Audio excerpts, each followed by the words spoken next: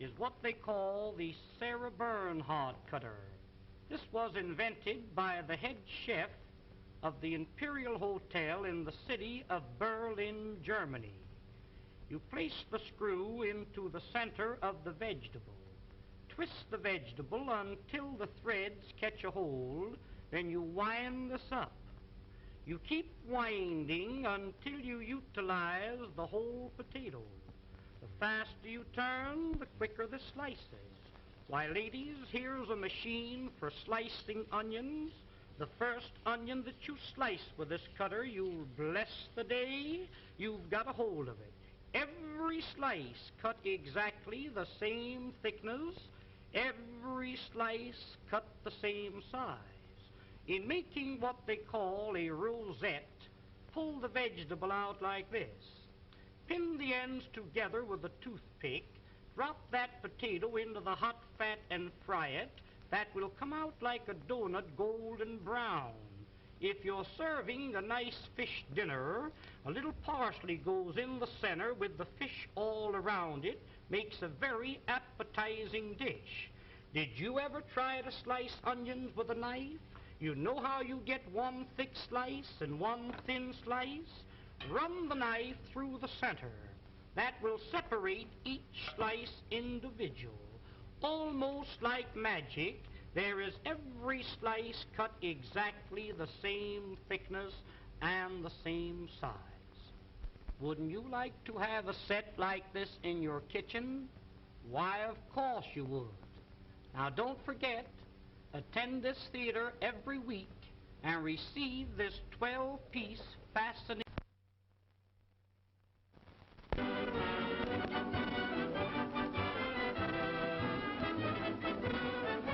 Ladies and gentlemen, the management of this theater takes great pleasure in making this announcement. To each lady attending this theater each week, will receive absolutely free a fascinating 12-piece kitchen cutlery set, one piece each time. It is really interesting and amazing to know how you can prepare your meals in an appetizing and pleasing manner. There's an old saying, and a true one, that what is pleasing to the eye is bound to be pleasing to the appetite. I'm going to demonstrate this set to you, and I want you to watch it very closely. The first cutter that I'm going to show you, now this first one is known as the Parisian cutter. Wind it through the potato like a corkscrew. When the cutter appears on the opposite side, pull the cutter out. Place the handle in the center and twist it out. This is what they call a French curl. When you fry these, they come out like donuts, nice and brown. Serve them with your steaks or pot roast them. Unwind it, there's two curls out of the one potato. Tomorrow morning for breakfast, wind a little strip of bacon around the potato and serve them with bacon and eggs. They're delicious. Different colored vegetables, wind them together and you get the two colors. Here's a little trick cut. Split the curl halfway through the center.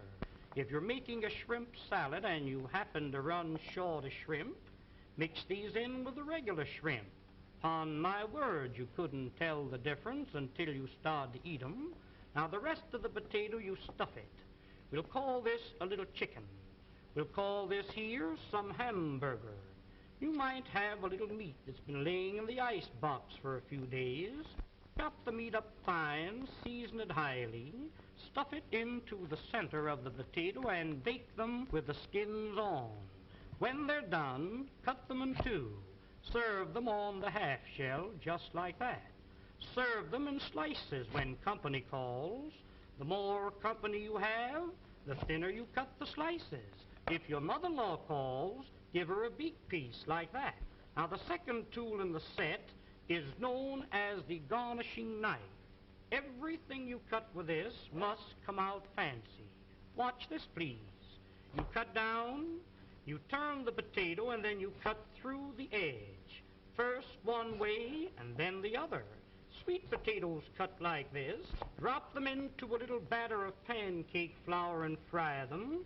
When they're golden brown, sprinkle molasses on them. Serve them with strips of bacon for breakfast. Why, they're delicious. Here's beets, you pickle them, and carrots, you steam or cream them. In making the original French fried potato, cut them in thick slices. Put them one on top of each other. Cross-cut the slices, and you'll never eat a French fry any other way. The potatoes cut like this will not absorb the fat because they're garnished around. Pineapples cut for your pineapple and cheese salad, cut them the same way.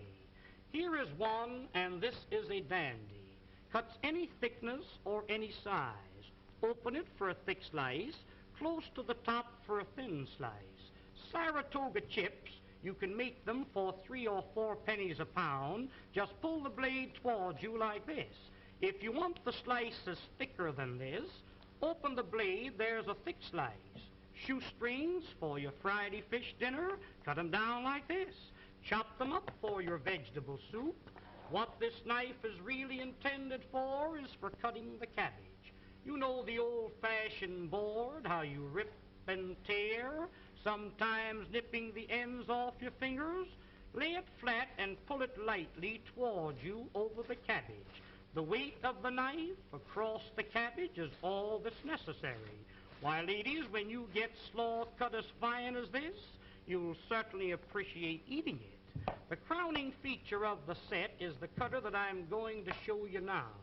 This is known as the Champeen Vegetable Mincing Knife and Noodle Cutter.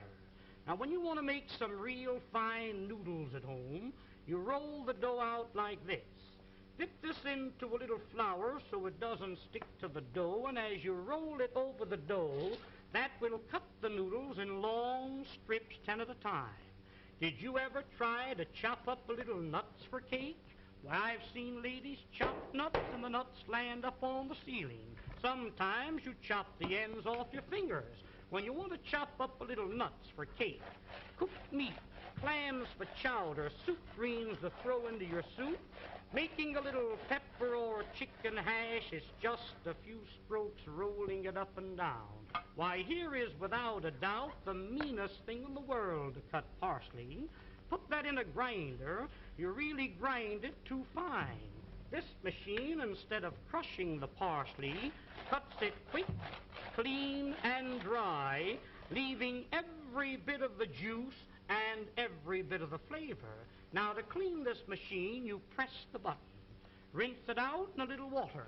When you're through using it, hang it up and let it dry. Here's one here that every lady should have in her home, known as the Parisian scoop. You lay it flat, once to the right, once to the left. When you scoop them out, you'll get a perfect round little ball.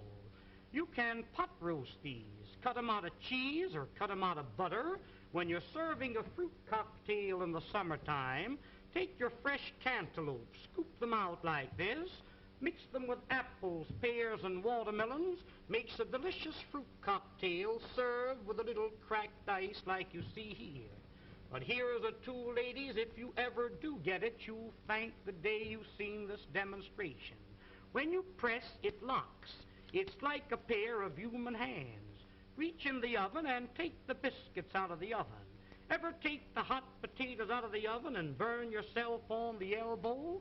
A roast chicken out of the oven, a piece of meat out of the pot, spinach, asparagus out of the water.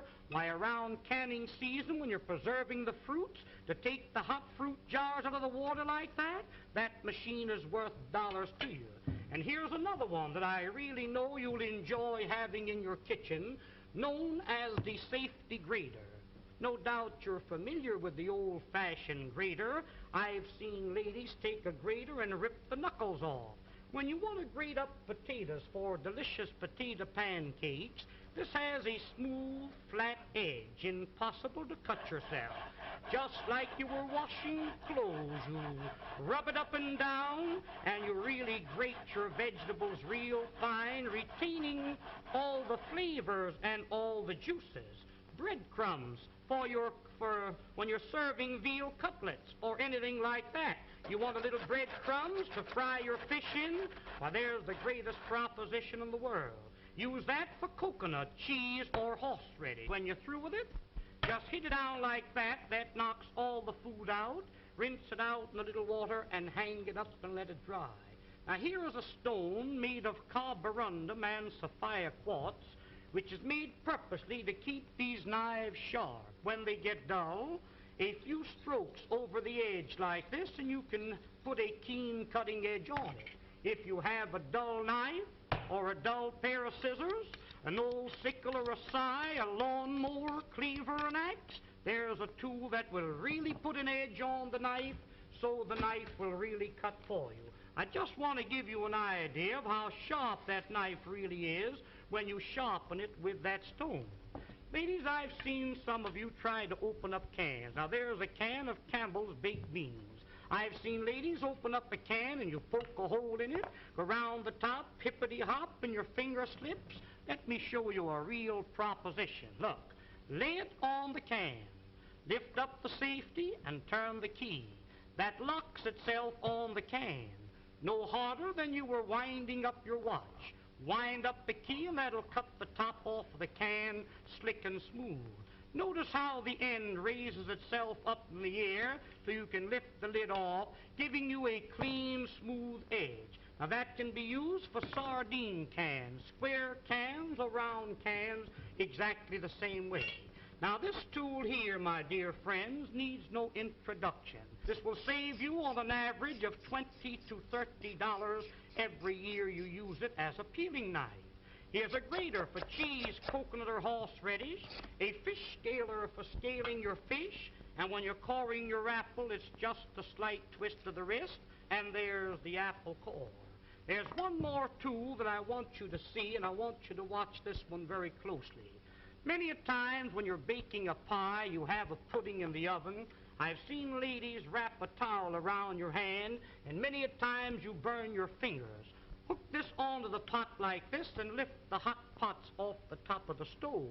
You've got a pie pan in the oven, get a hold of the pie pan like this. Why, you couldn't get it off with a team of horses. This will positively lift 100 pounds. There's a pail of water weighs 50 or 60 pounds. That's the way you pick it up. But there's one more tool. I'll be all through and I'll be finished. Oh, now the next tool and the last one is what they call the Sarah Bernhardt cutter. This was invented by the head chef of the Imperial Hotel in the city of Berlin, Germany.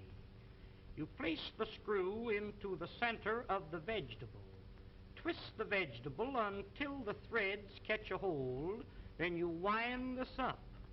You keep winding until you utilize the whole potato. The faster you turn, the quicker the slices. Why, ladies, here's a machine for slicing onions. The first onion that you slice with this cutter, you'll bless the day you've got a hold of it. Every slice cut exactly the same thickness. Every slice cut the same size. In making what they call a rosette, pull the vegetable out like this. Pin the ends together with a toothpick. Drop that potato into the hot fat and fry it. That will come out like a donut, golden brown. If you're serving a nice fish dinner, a little parsley goes in the center with the fish all around it, makes a very appetizing dish. Did you ever try to slice onions with a knife? You know how you get one thick slice and one thin slice? Run the knife through the center. That will separate each slice individual. Almost like magic, there is every slice cut exactly the same thickness and the same size. Wouldn't you like? Hello.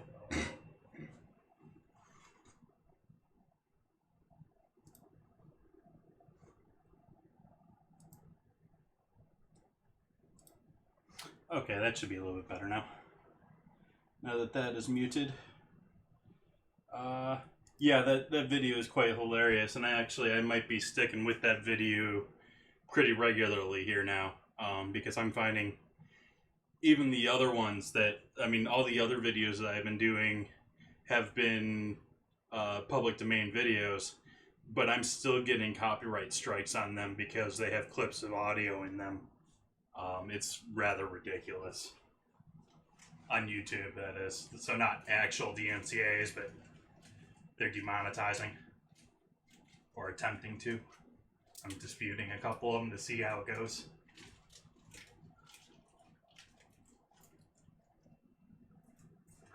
So I have turkey here that did not completely defrost for me. I threw both this turkey breast and the sausage links in the refrigerator last night, and I took them out here about 15 minutes ago, and they're still frozen. So I think we can start with grabbing one of these guys. Let's see if I can't do this. I think this guy's soft enough and thawed out enough. I'm going to use him. I'm going to start by sauteing a sausage link here. The rest of these guys are going to go back in the fridge once I let them defrost. I'm going to use them next week on Twitch.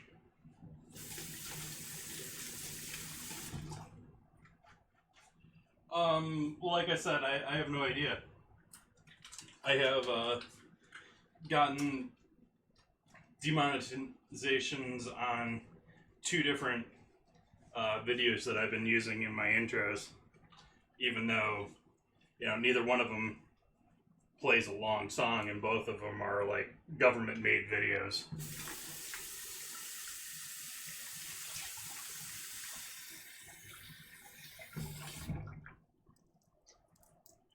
So we'll see. Like I said, I put disputes on there for the ones that they're hitting me for, and I'll let you guys know. How do I want to cover these? Well, I guess we'll do plastic wrap.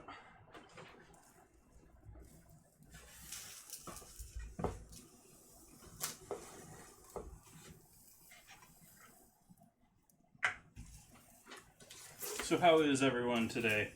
Thank you for the early hosts. I don't know if anyone other than me caught what Arthbach is doing.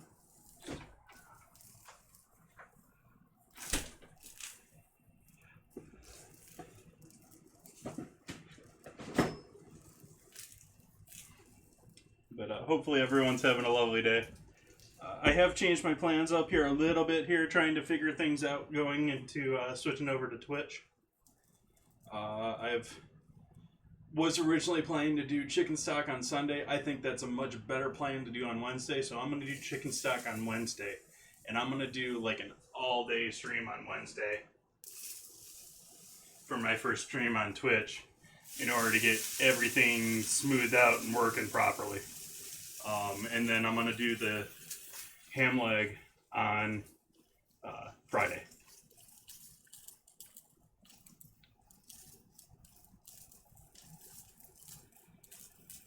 Yeah, I'm rather upset about it because of the amount of time and work and stuff I put into Mixer. I think Mixer as a platform has many more advantages, even though there are some amazing things going on, that, especially that I didn't even know that were going on with Twitch.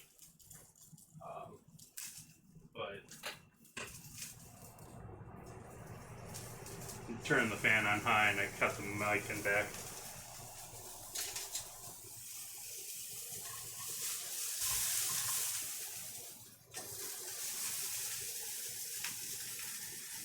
But yeah, I wish it was a completely different situation because I like a lot of the things that they were trying to implement here, and it looks like Microsoft is essentially stripping it for FTL because they don't want to be. They're stripping it for FTL, and they don't want to restrict themselves to their own platform because they want to capture all of gaming, is how I'm seeing it at this point. And so they want to open up FTL, but FTL on Xbox or FTL on Microsoft Games.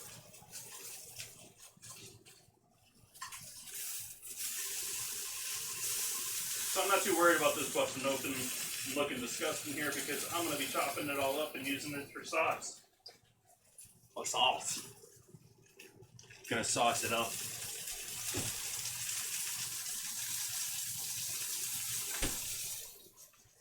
So what about you, Mando? What are you doing?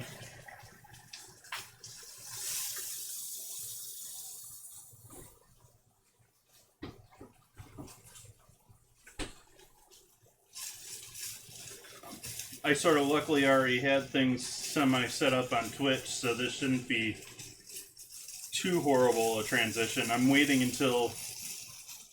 There's two reasons I'm waiting for the first. First, it's the first. It's the first of the month. It'll be easier to remember, easy to have everything clean break, all that good stuff. But also, it's during my longest break, so it'll give me from Sunday until Wednesday to switch over and change everything.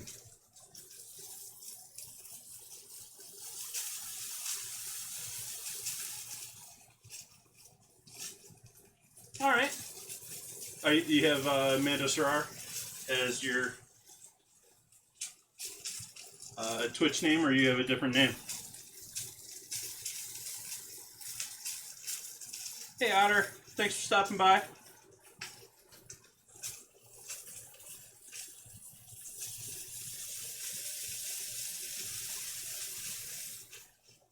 Awesome, Amanda. Thank you. I'll do that.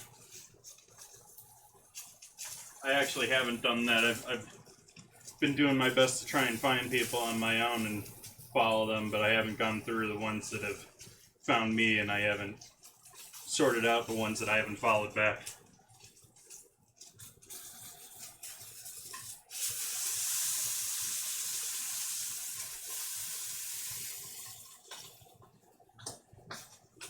Boy, they packed that guy tight. Look at that. That guy's just ripping apart. Let's give you a better view of that loveliness there. Now that's a sausage.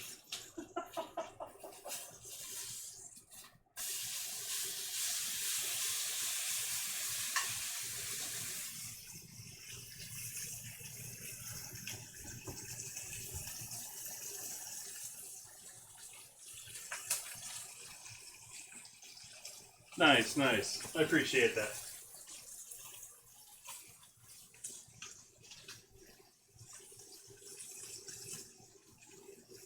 And yes, I am still, don't have anyone doing it, but I am still honoring the giveaway as best as I can. I obviously am not going to give out a Mixer Pro sub.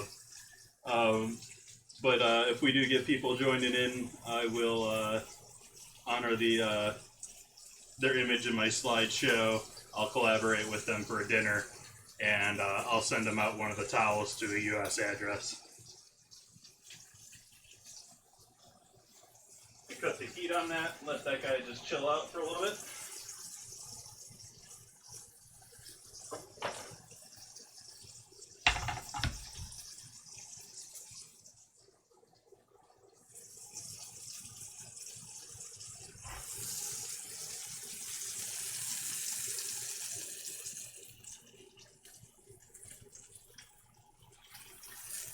Thank you. I think they turned out pretty nice for... I messed up a couple of things with them that I could easily improve, so it was both a learning experience, but I've been very happy with them.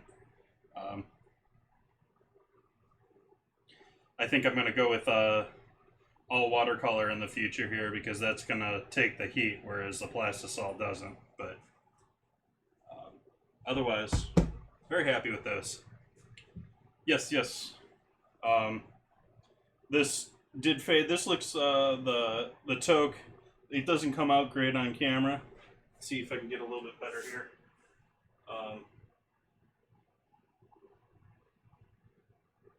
It looks a little bit more washed out. Looks a little bit more, but that's because the watercolors are a little bit more environmentally safer, not so complex thing. These are literally, the plastisol are literally just plastic and solvent that's just being heated into place and melted on. But yes, I've washed all of them at least twice now. Other than the one that there's a couple that I reserved and only washed once after printing them.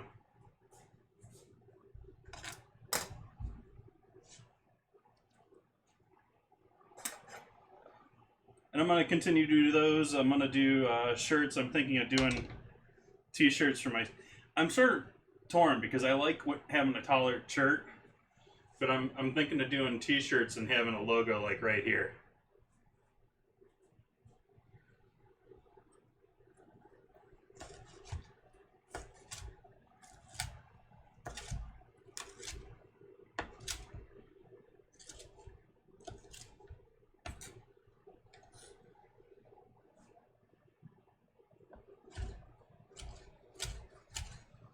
I actually was ready to start in on them last time, but I decided that I could change some things and do it better next time. And so I gave up on them midstream. But all the screen printing is sort of on the back burner here for a little bit.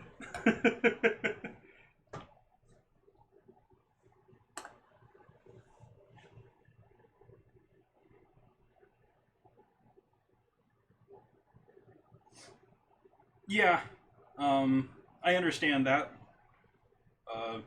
I don't know that I really want to do too much on my own. It's not going to be a mass production thing. So it's going to be much more smaller scale, and I'm more thinking maybe I can buddy up with some other streamers and stuff that want, you know, a couple of custom items that they could use for their streams, but don't really, you know, they're not going to sell or not able to buy easily.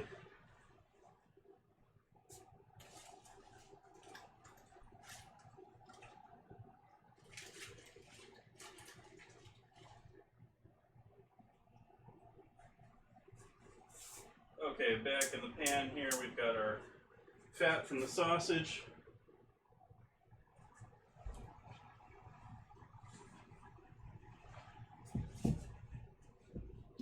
Add a bit of flour.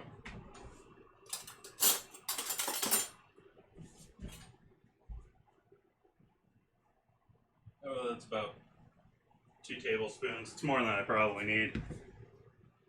But I'm going to add the rest of that sausage back in there to continue to get all crispy.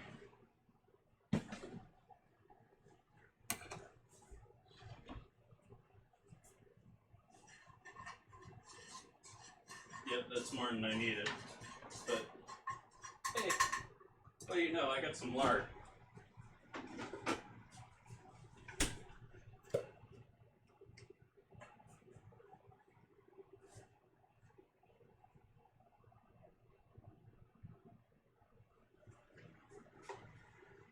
Use the handle for that if you didn't catch, so I used the flour and the lard.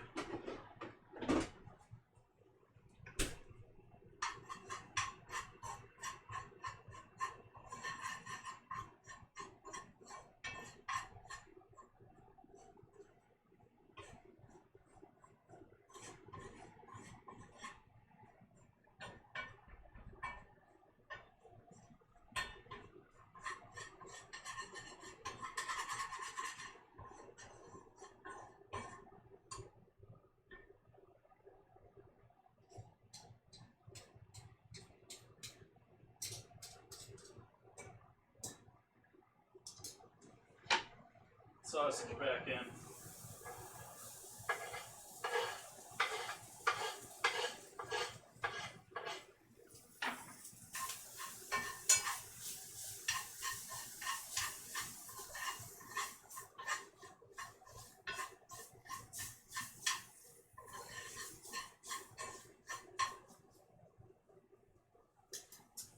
I'm going to kick the heat down really low there and take this moment to open some wine so that I can throw a little wine in there.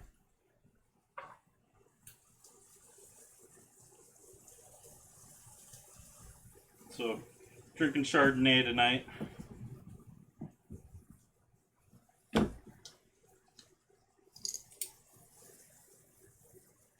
I am so happy that with Twitch, I will not have to, well, I'm still going to be a mature audience stream, but it's not the same devil that it is here on Mixer.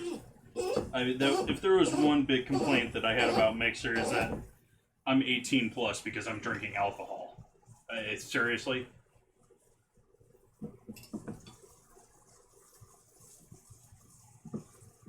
I mean, I assume it was probably because they had so many vapors on here that they decided to age restrict it up, but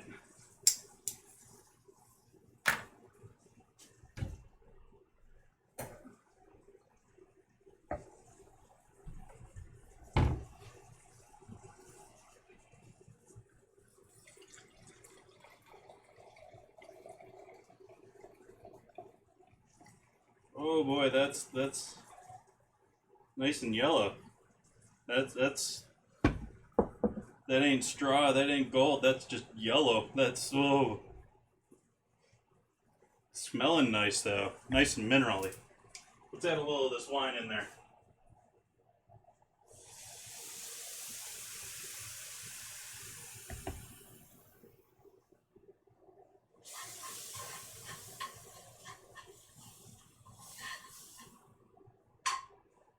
Smelling and looking a little like bread stuffing right now, but that most certainly is not.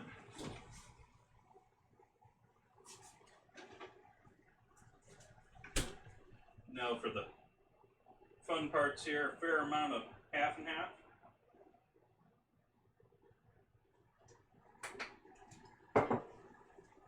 I don't know what the exact recipes are that I put on there, and I'm not going to follow them probably tonight. If I get a big demand for people, I may do the cook-alongs, but they weren't huge of a thing, so right now they aren't high on my list of things to return.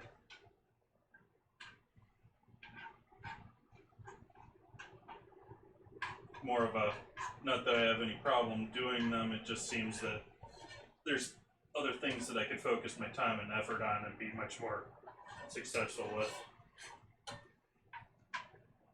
Oh, that's nice and thick already. We're going to have to add some more water to that.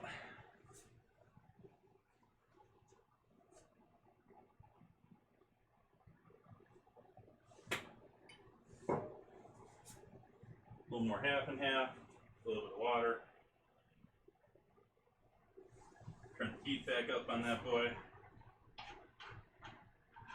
Need to bring this up to a boil, which means we're probably going to have to add a decent amount more water even after this, but I think we're good with cream at this point, especially if you're using heavy cream. I'm using half and half as I normally do, but a lot of people will grab cream when they're going for something like this.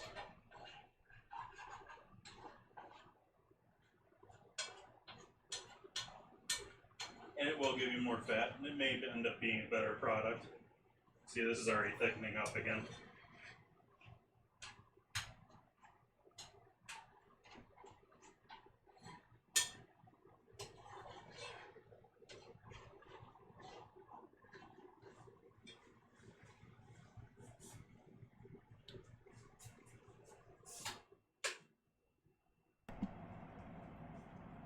Go back to having two mics again. We don't need the fan on high anymore.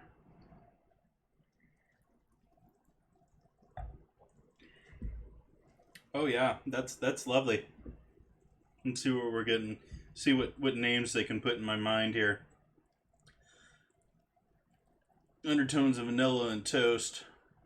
The vibrant tropical aromas and flavors of pineapple, mango, and papaya. Well, there is some lighter fruit in there, and maybe a little melonish like fruit. And there's a decent amount of minerality, which I always talk about. I love minerality in white wines. You're definitely thickening up there. Oh boy.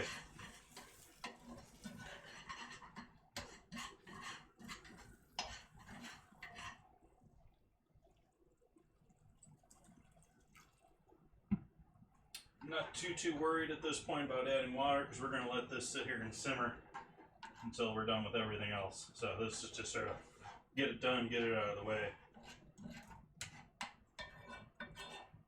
Let the turkey defrost.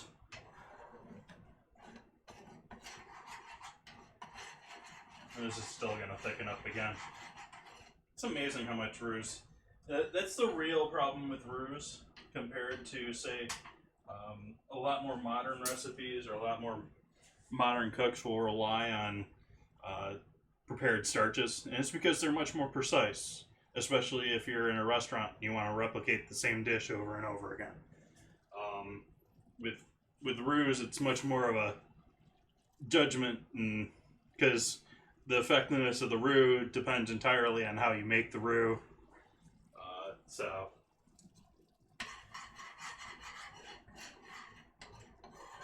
it's not like you make a standard slurry of cornstarch and cold water and you throw that into boiling liquid. You're going to get the same thickening.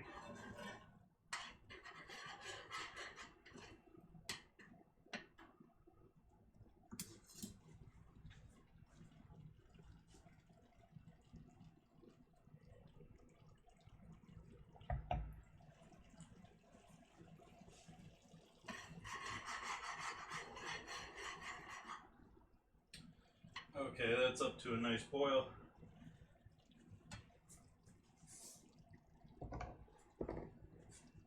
Put that bad boy on the back burner here. And keep it going, but just barely. I'm going to add even more water into that because it's still thick and it's going to be cooking. I'll probably have to add more at the very end.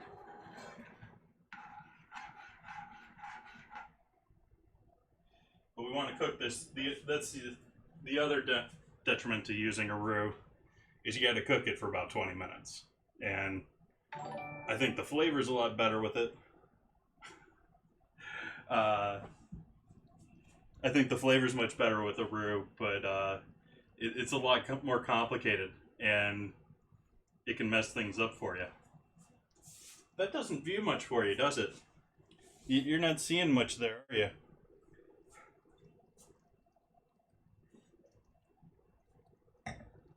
Let's fix that. Let's see how this turkey is doing here.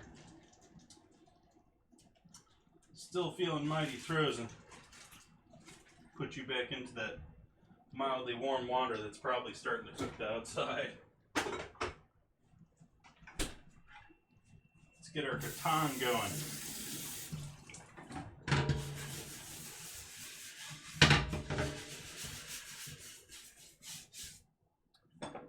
Gratin's going to be pretty simple, just breadcrumbs, Parmesan, and some good summer veggies. Got some zucchini, some yellow squash, some tomato, a little garlic.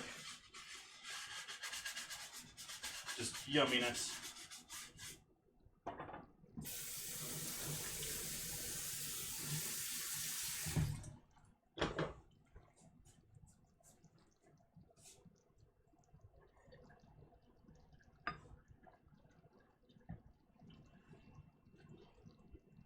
Debating how I want to do this. I was thinking about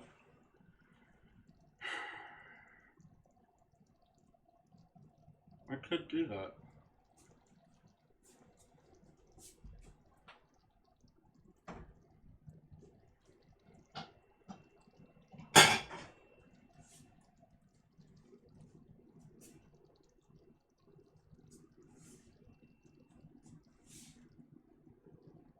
That's going to be too much. This is going to be on the edge of too small. Let's try this guy. Still not our best size option, but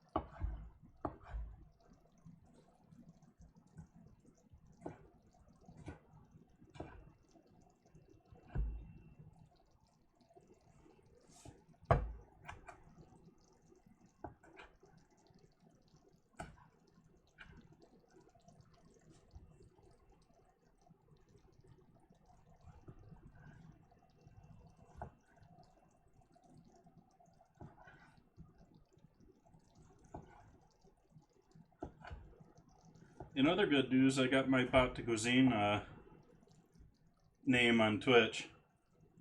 I had a different name for my bot on Twitch before.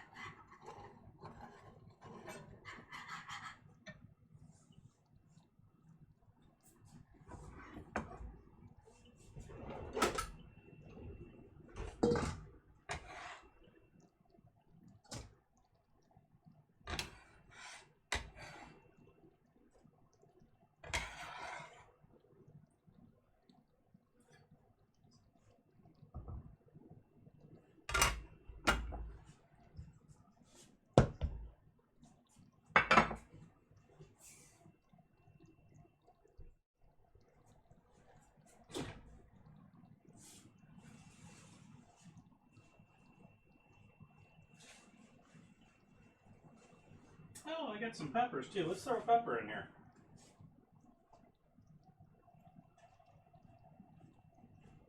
Just randomly throw things into my pre-planned meal here.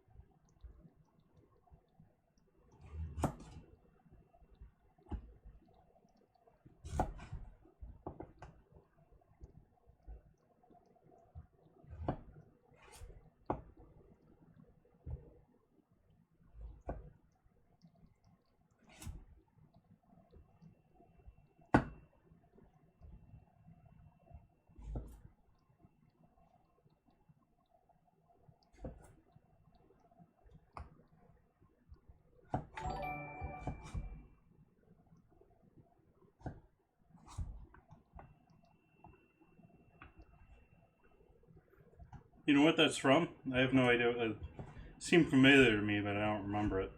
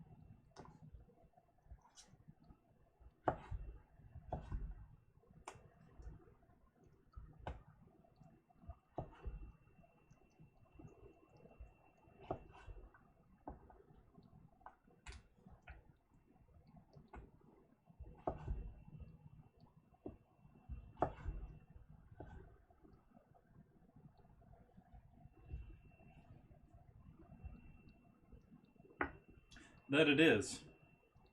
Summer squash. Zucchini. It's sort of funny, zucchini is one of those veggies that I seem to like in a lot of things, but I never tend to really buy it that much. It's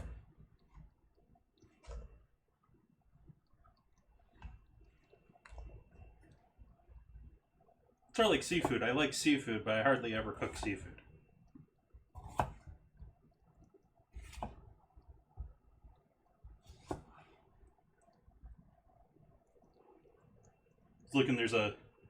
Looks like there's a guy on Twitch that's like fishing his own lunches.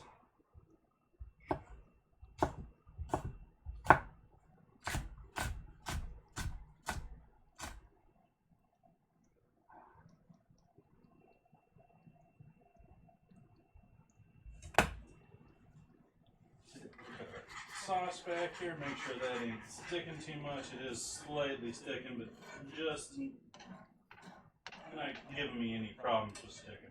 It's just barely sticking.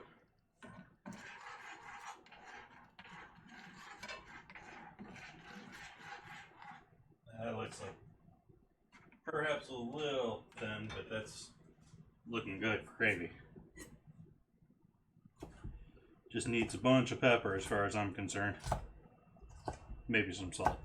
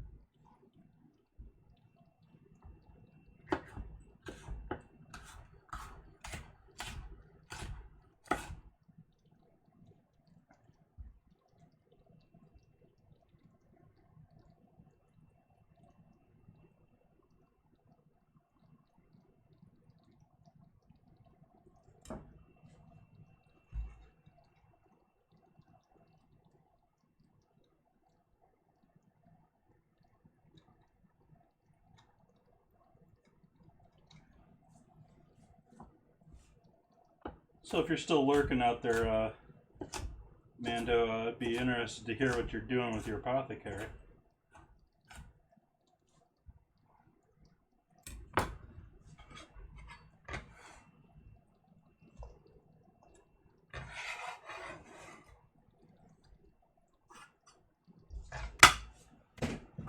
No worries. I'm in a huge rush here. Gotta know now.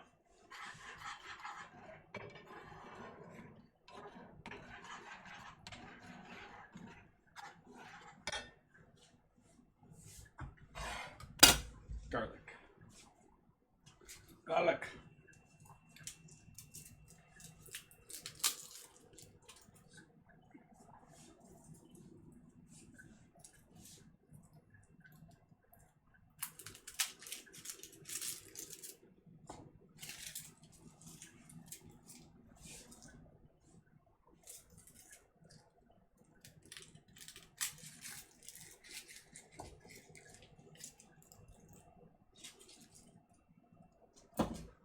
I think 3 cloves will do that.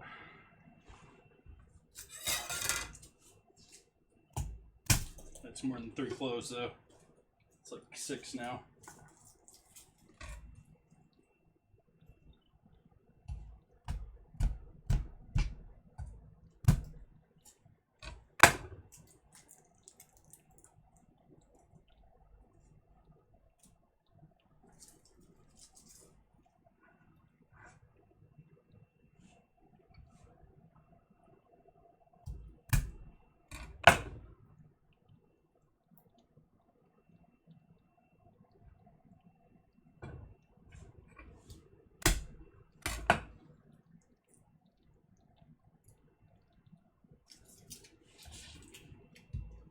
close at least, I think.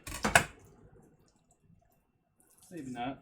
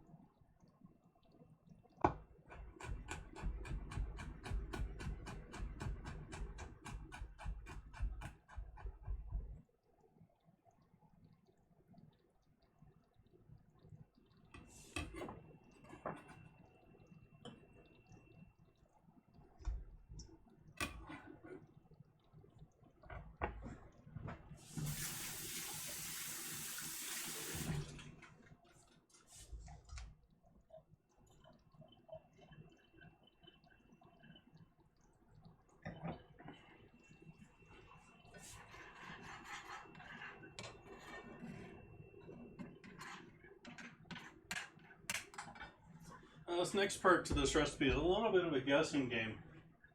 It's got to match up how much breadcrumbs and Parmesan we want to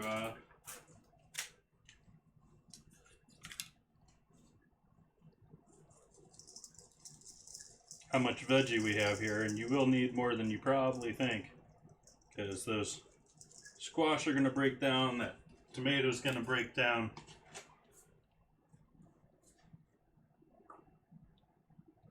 Nice.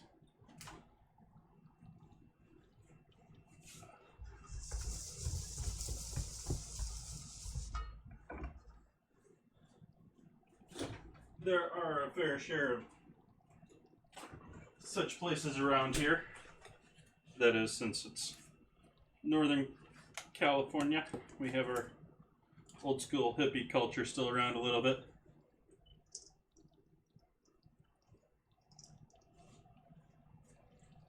Fair bit of cheese there.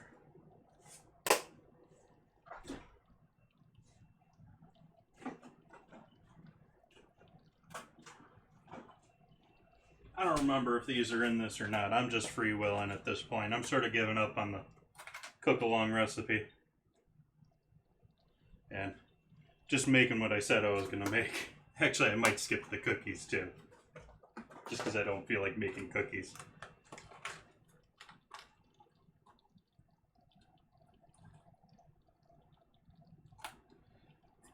Let's turn the oven on here for our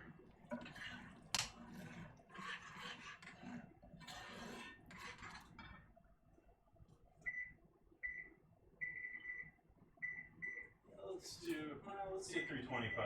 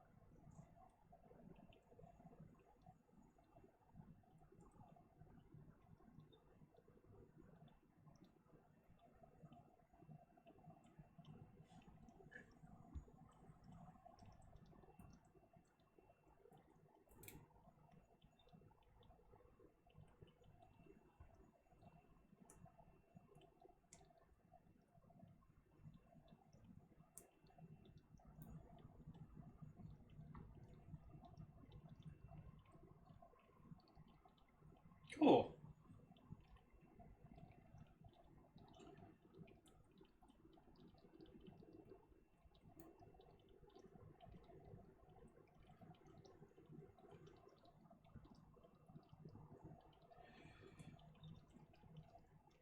Yeah, just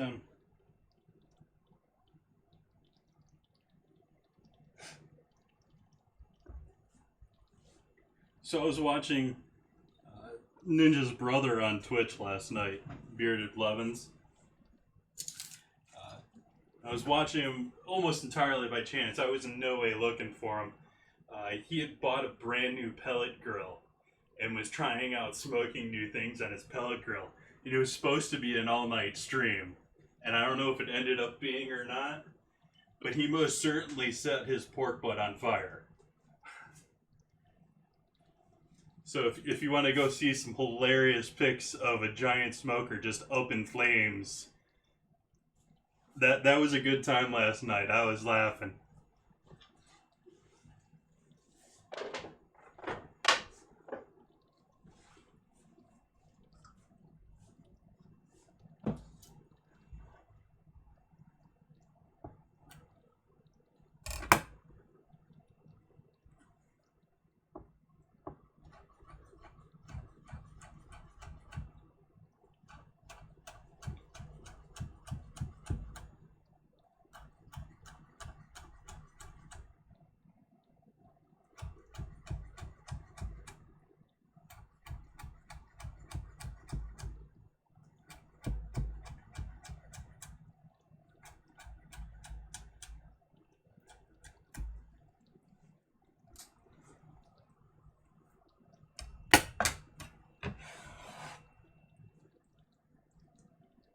Alright, so we got all of this loveliness, and we're going to try and pack as much of that as we can into this small dish over here.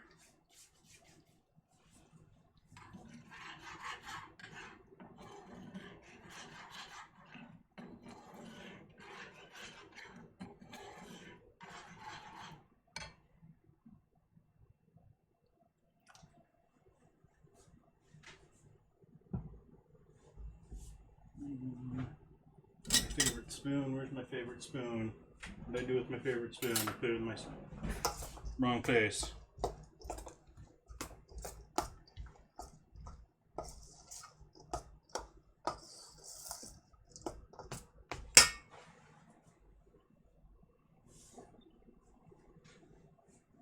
He did make some burgers that weren't looking all that bad earlier on, but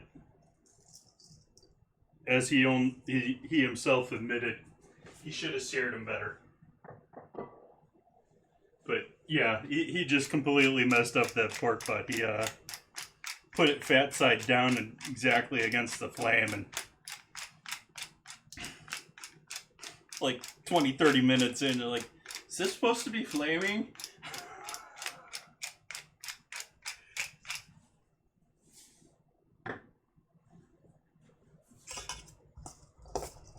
It wasn't. It was. He was slow cooking them at a low rate, and so he had cooked them to. It was almost like he was sous vide cooking them, because these new pellet grills. It's $1,000 grill that he paid for it.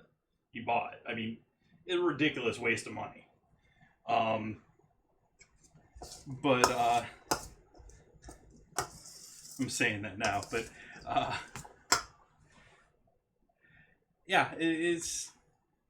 You could set the temperature like to the degree, and it's a grill. Come on.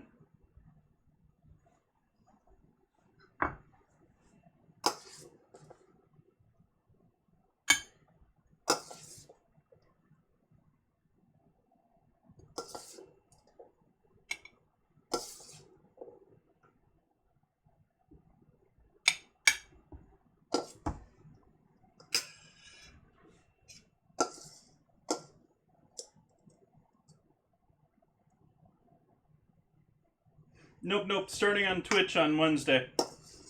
Not going to have a huge show here on Sunday either, but I will be here on Sunday. Keeping things going. I don't really have plans yet. Probably just going to pull something together. But, like I said, I'm waiting because it's the first of the month and I can have a little bit more time to make sure everything's ready for first day over there, even though, I mean, I'm going to be affiliate as soon as I get hours in. I've already got 80, 90 follows. So,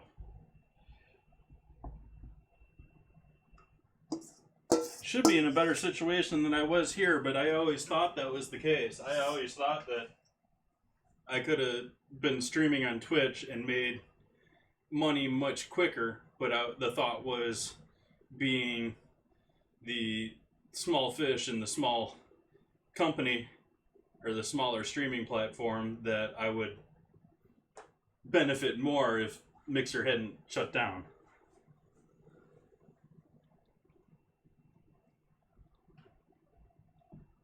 So, give this a little pack in here, make sure it's all nice and uniform. I'm going to dust that with a little bit more cheese on top.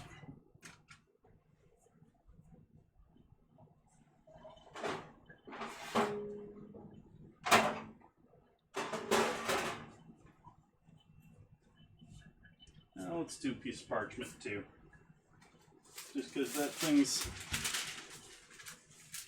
packed enough that it may overflow. I don't think it will. We may get a little sexy liquid boiling over, but I don't think that's going to be too serious going on there. Cheese. That's what I was looking for. Cheese.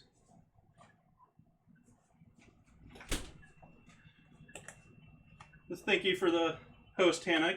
You guys are just joining me. I'm doing, we've got beginnings, or rather a sausage gravy finished up back here that's just sort of rusting and continuing to cook and get yummier. I keep adding a bit more liquid to it, so it's a little bit runny right now, but continuing to cook, continuing to thicken, continuing to thin out.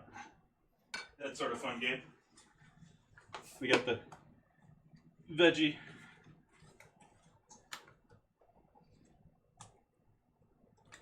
almost done here. If I can open this container. Wow.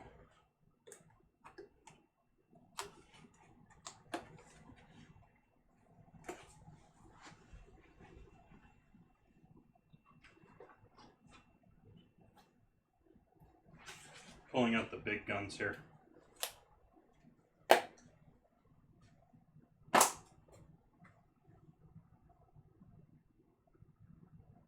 Design these things to be so airtight and so packed tight these days.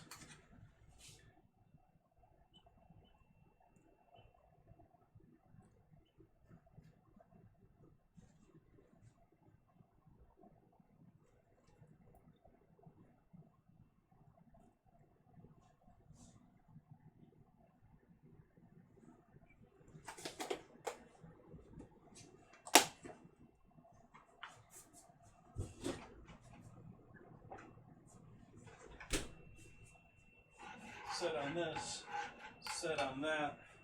Let's get our potatoes going for some mashed potatoes with everything while the oven continues heating here.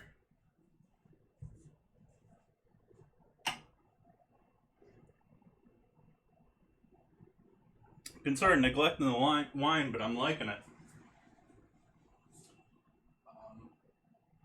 Taters.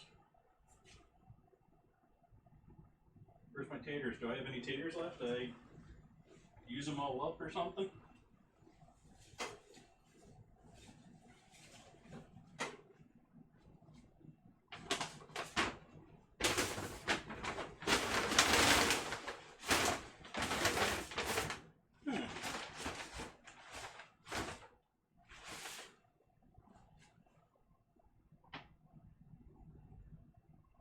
Well, this would have been a problem if I actually had people watching to cook along.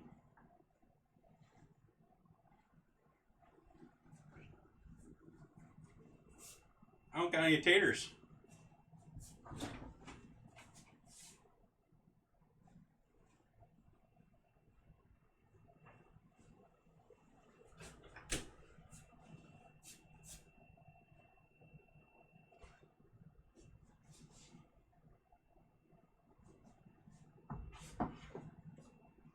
I think they'll survive.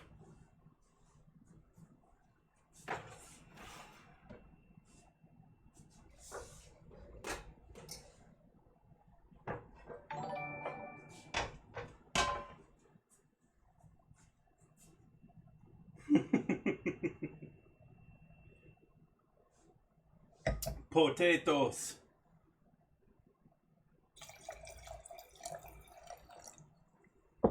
You're saying it doesn't handle heat. This is what happens with heat with these. I tried this on the handle. I don't know if you're here for that or not, Mando. But like I said, it's literally plastic, and so if you hit it with something hot, the plastic will melt to what's hot, and it'll go back to whatever, you know. So, but this handled it no problem whatsoever. And so I'm probably going to switch. I did both plastic solid and water-based. I'm probably going to switch to all water-based here. But I'll find something to use this stuff up for. Because I like the texture and the look of it when it isn't all marred up. When it's one of these nicer ones. It's got that sort of like knife texture to it. It's almost like it's, what do you call it, steel.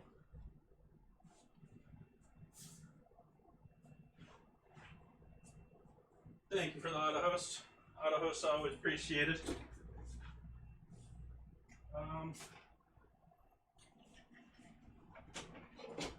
Frying oil time.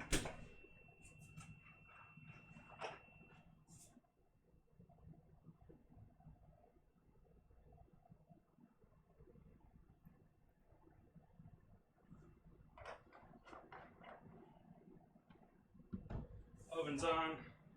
Gonna throw this bad boy in there for roughly 45 minutes.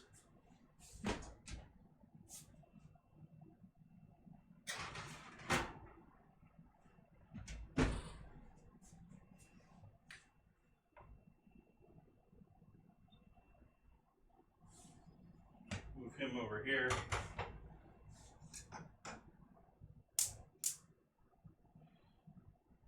Putting oil at my lowest flame that I have, just so it slowly warms up here while I work on other things, while I get the turkey ready. Let's give that a taste, see how we have to season it. Oh, well, that's in desperate need of some salt.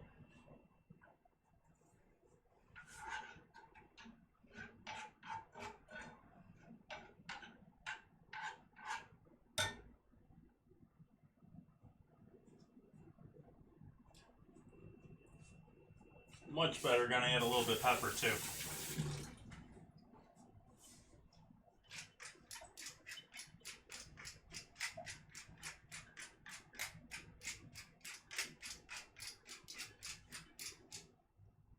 And why not? A little MSG. Or a lot of MSG.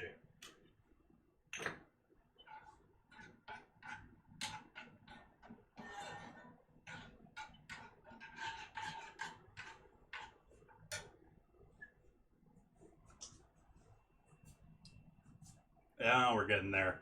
Oh, we're getting there. I think that needs a little bit of onion powder.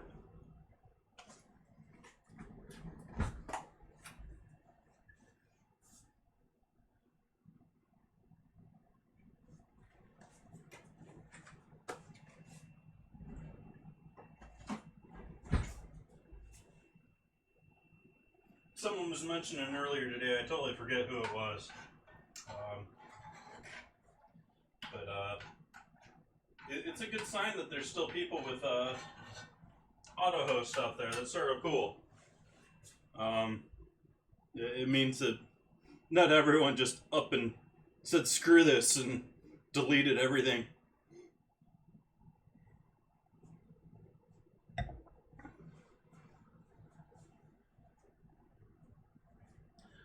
That, we got that. Let's deal with our turkey now.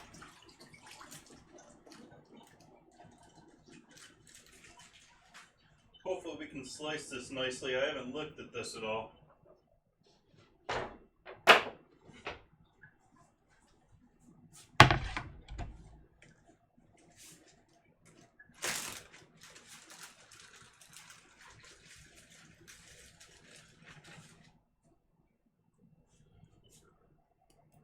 I'd ask people find cutlets, which I've seen cutlets, but it may be just a Thanksgiving time thing. But I ended up getting 2-pound piece here of turkey breast.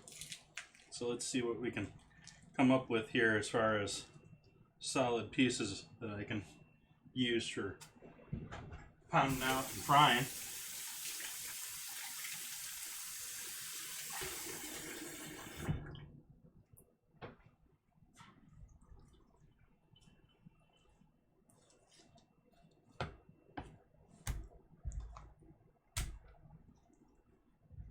There's one. Let's see. Yeah, I'm actually going to slice... yeah, I'm going to slice that in half.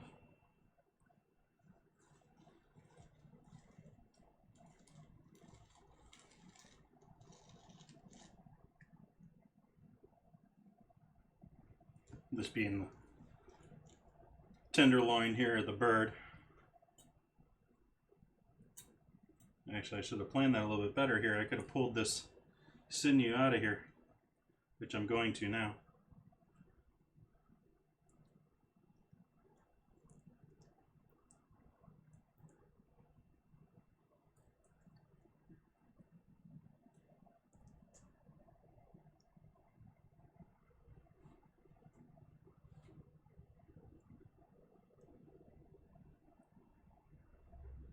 I think it was 7.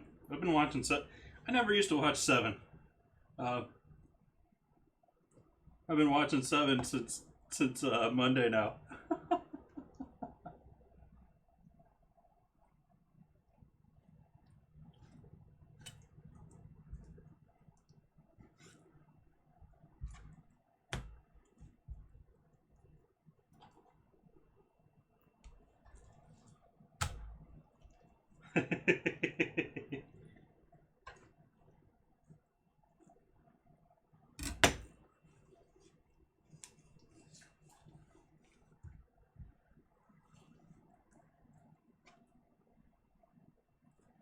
To be honest, I think it was really the Leia alert that he used to. I'm a free speech guy, but at the same time, I didn't enjoy sitting there listening to it all the time. How you doing, McGlenn? Hopefully you're having a great evening.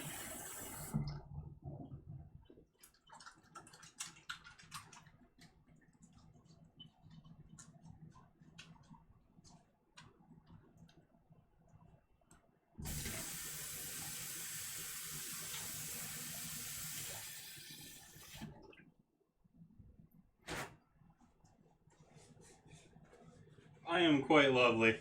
We're straying far away from our original plans of our June cook along, but we're here and we're having fun.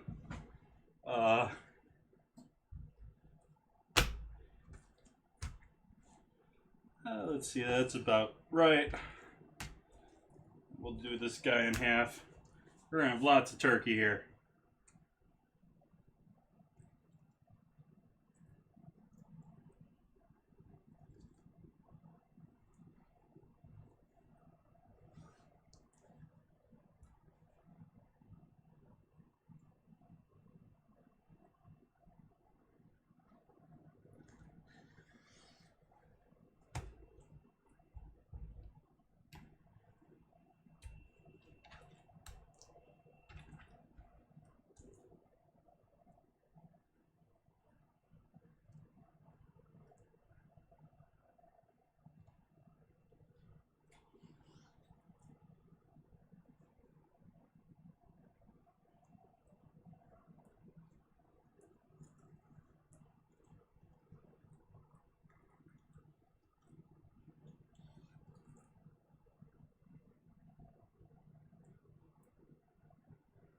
Stop sliding.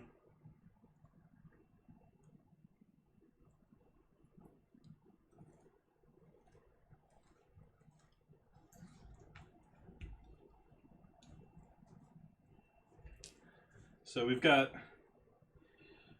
turkey cutlets I'm working on cutting here. I've got sausage gravy sitting on the stove. I've got a summer vegetable gratin in the...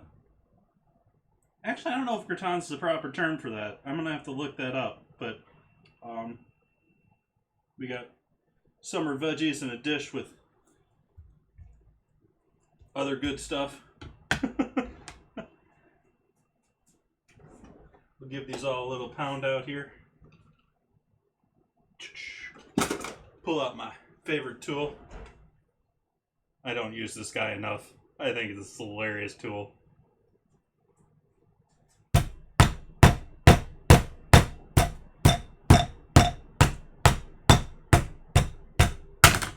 Oops.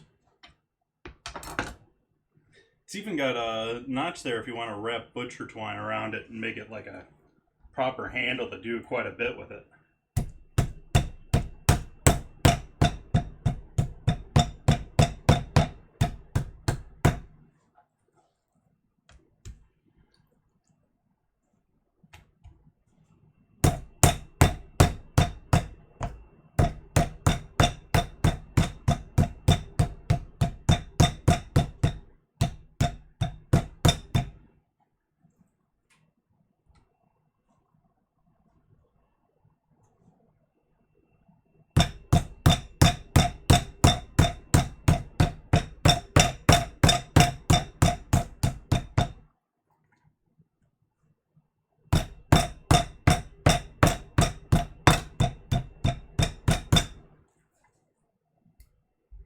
Is that too loud? I'm getting too loud here. I'm going to mute the close mic.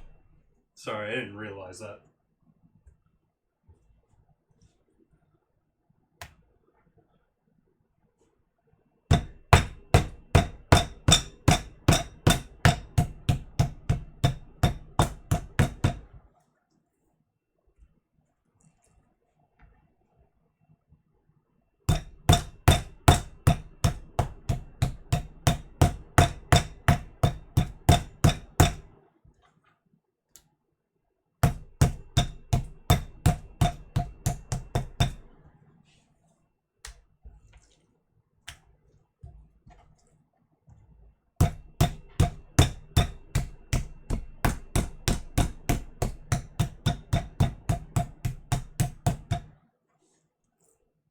Nice thin pieces of turkey.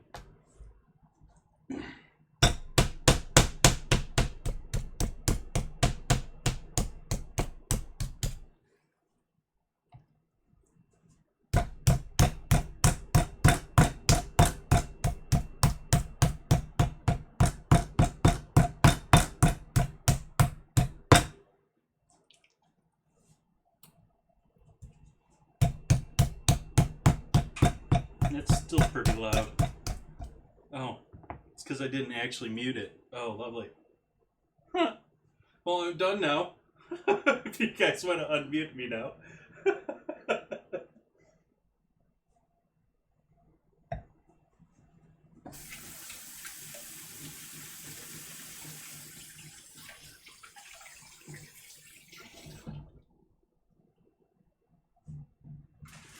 Quick, gonna throw away all this trash I got chilling in here. I'll be right back.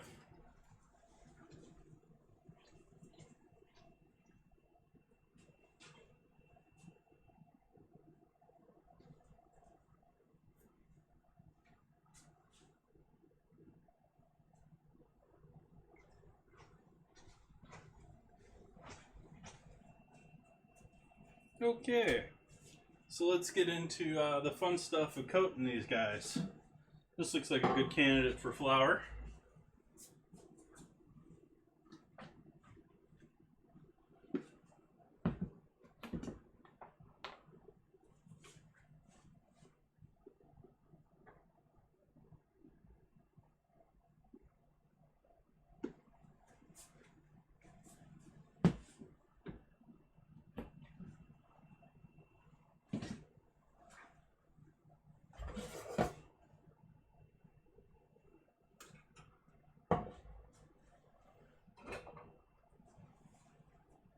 The way I've sort of started doing this as far as seasoning everything is I'm going to salt and pepper at MSG the flour. I'm going to give the gravy a stir because that's thickening up on me.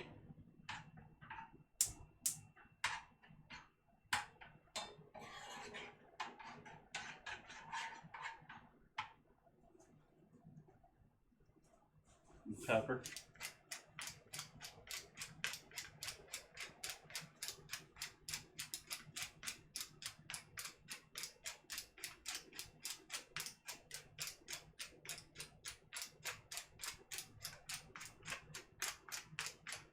Just a little bit of pepper.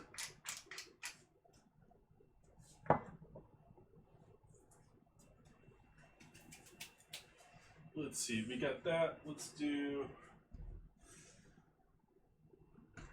glass bowls.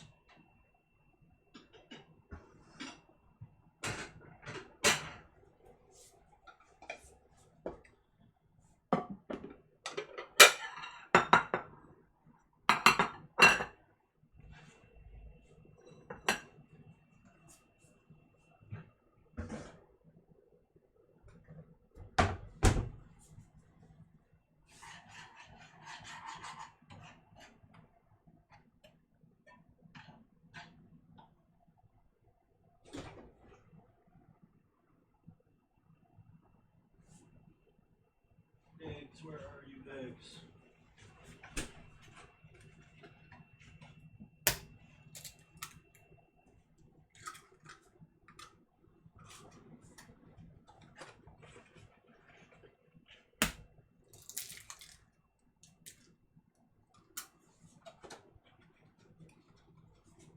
Maybe you guys are noticing, maybe you aren't noticing the one-handed egg crack in here.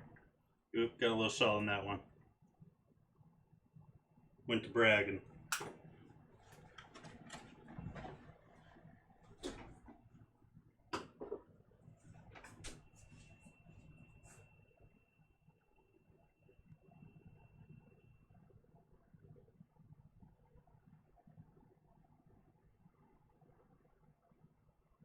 There we go.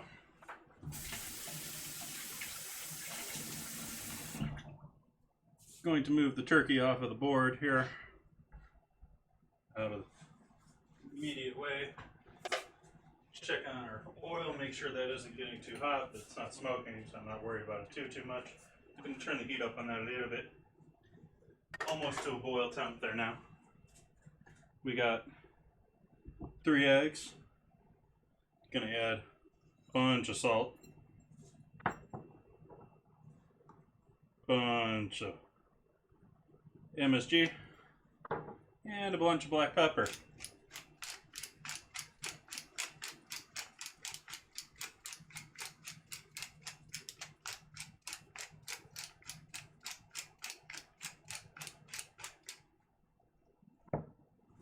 And this is where the poultry seasoning or chicken seasoning or whatever you have around the home comes in.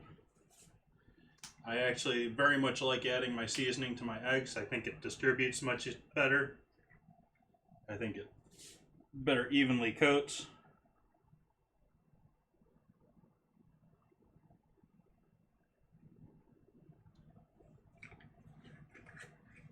And not a time to be shy about your spice. Whisk, whisk, whisk, whisk, whisk, whisk.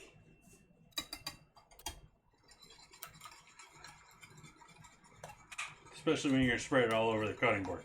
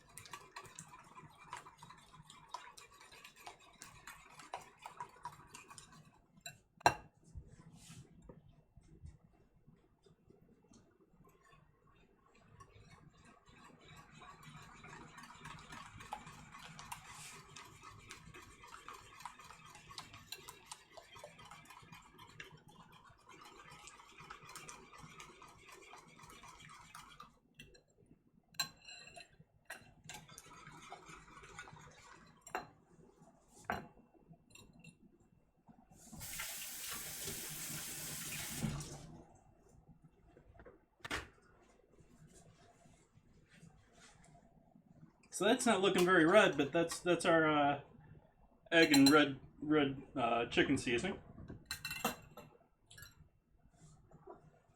And lastly, we gotta do some more breadcrumbs. Could do panko, could be regular good old standard breadcrumbs.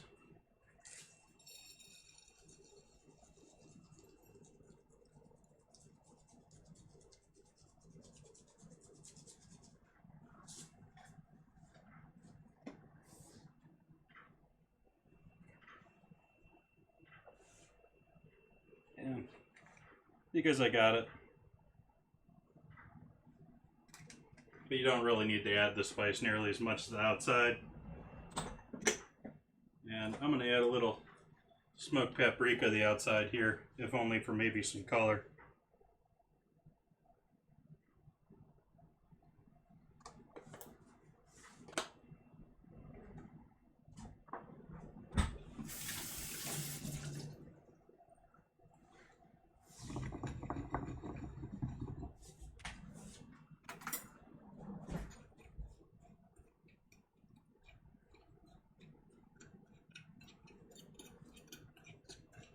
So we got some tasty breadcrumbs, we got some tasty egg, and we got some tasty flour.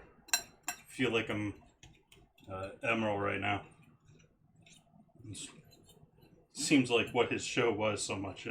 We're gonna bread this, and we're gonna put seasoning in all three of them. Bam!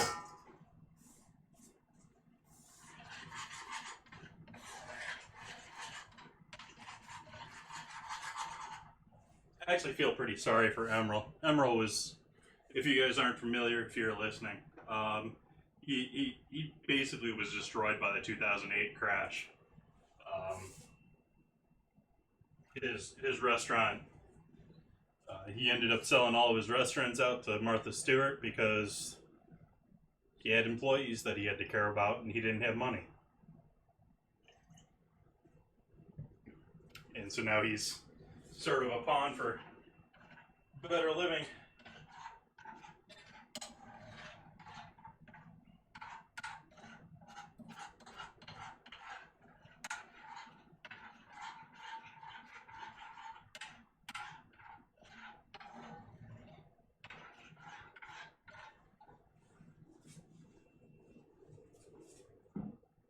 Alright.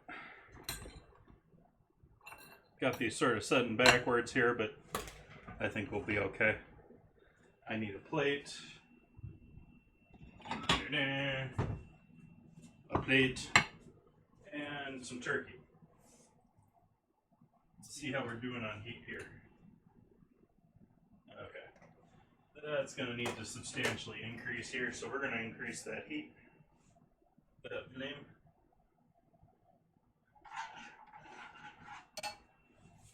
Take a quick look at our gratin down there. That's looking tasty.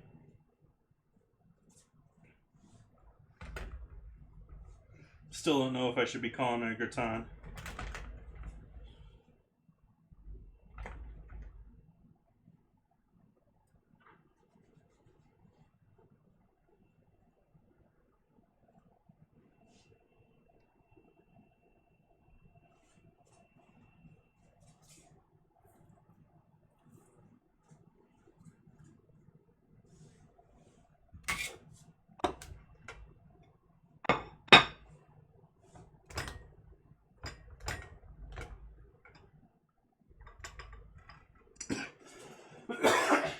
Excuse me.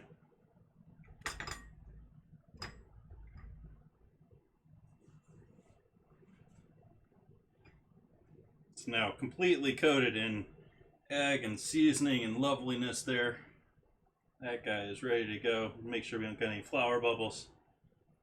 And into the breadcrumbs.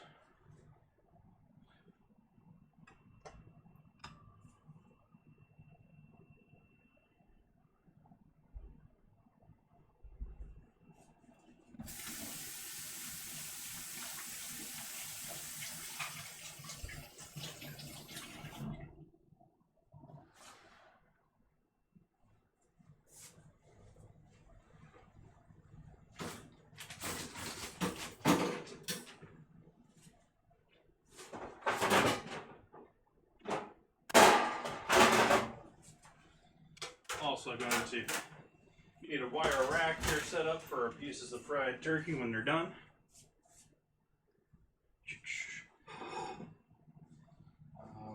Let's wrap you up.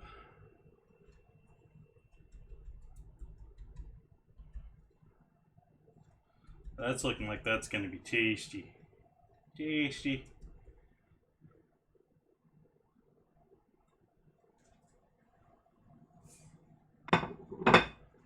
I've actually got just about everything uploaded to Patreon now. I just have to finish labeling and classifying.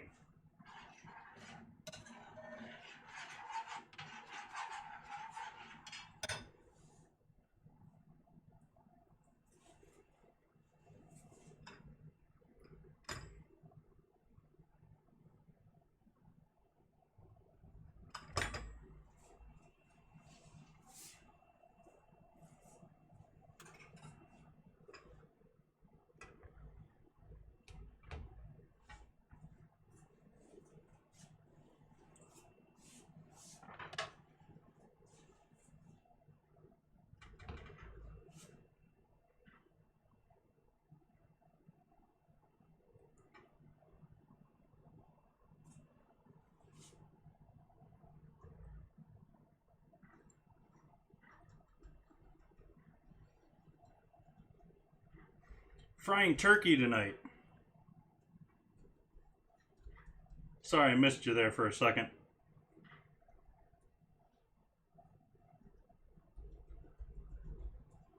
You got seasoned breadcrumbs here, we got seasoned egg, and we got seasoned salt and pepper flour.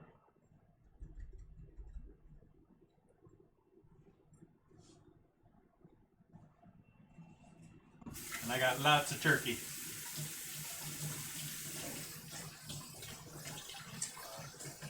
Fortunately, don't have any potatoes. I was planning to do potatoes tonight. I don't have any potatoes. I ran out.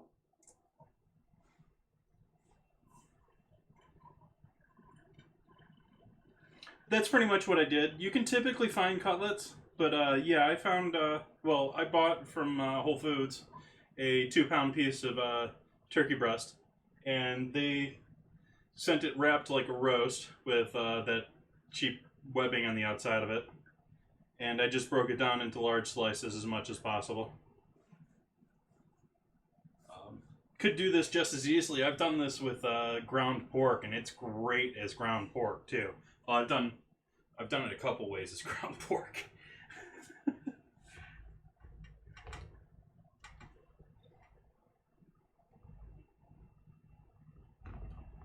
I've done city chicken before, and I've done pork, fried pork before. I've done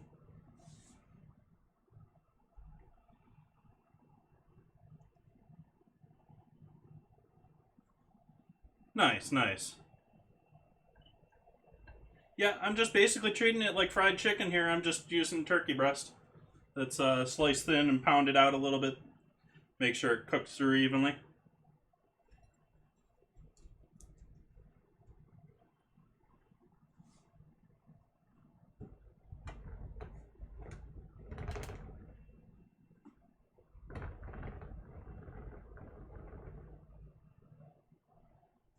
Huh.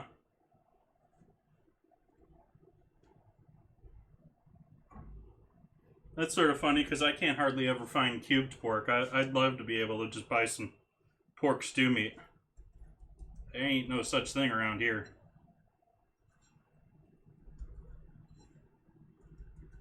Of course, no, I got all sorts of pork for making stew meat.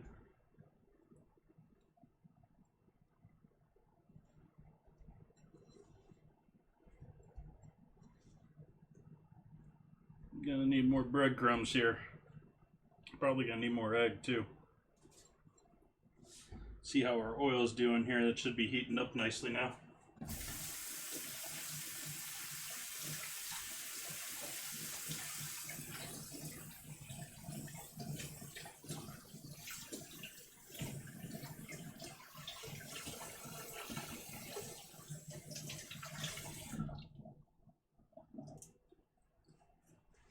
Can also do this greatly with probably bulk sausage too. That'd be pretty awesome. Wouldn't even have to add any seasonings. Just bread it and fry it. Didn't do it.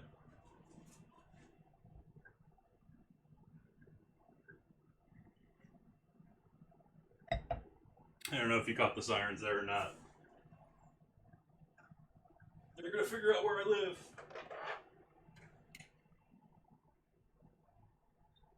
Oh, we're getting close there. That's almost 300.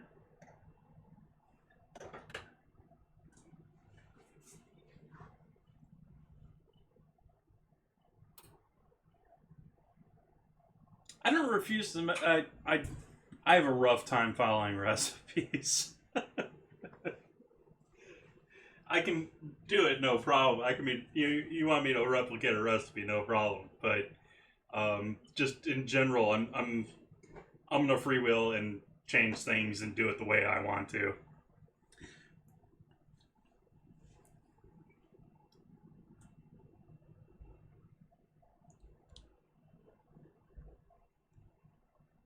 I'm gonna add some more breadcrumbs.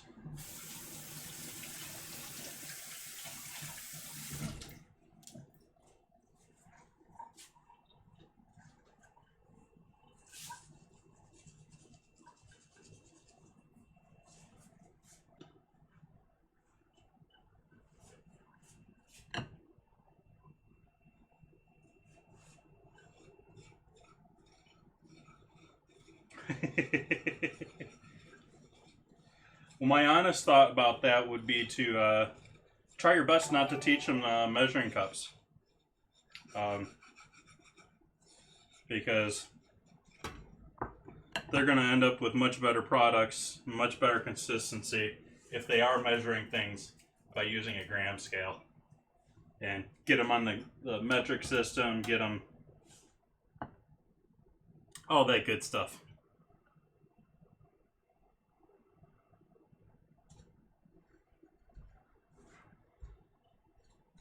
Because I mean, studies you can pack nearly twice as much flour as another person in the same cup. They're not a very accurate reading to begin with. I still use them a fair amount, but I'm just trying to say that, you know, next generation should probably skip them.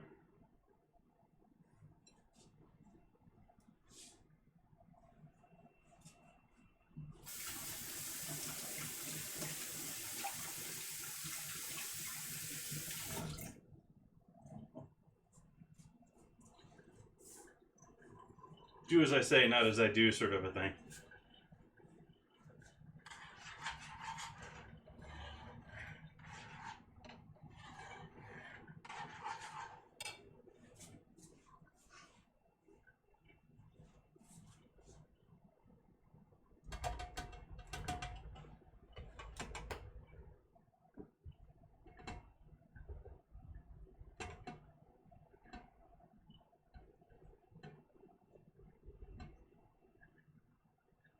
Oh, I will be there on Wednesday.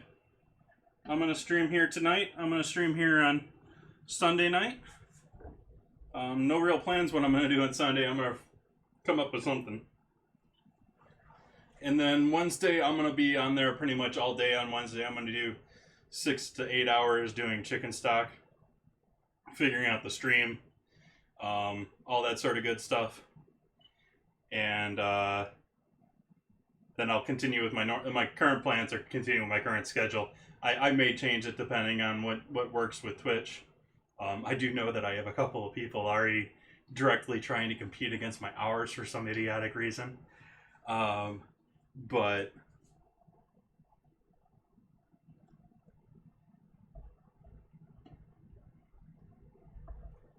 right now, current plans are stay with Wednesday, Friday, and Sunday.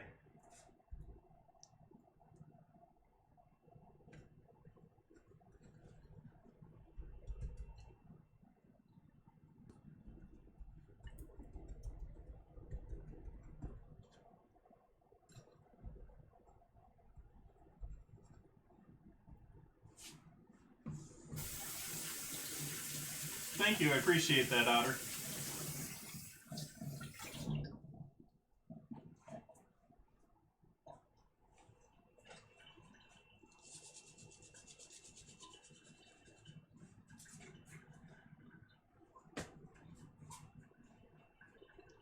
As I was saying before, I'm thinking I'm going to land pretty softly here on Twitch.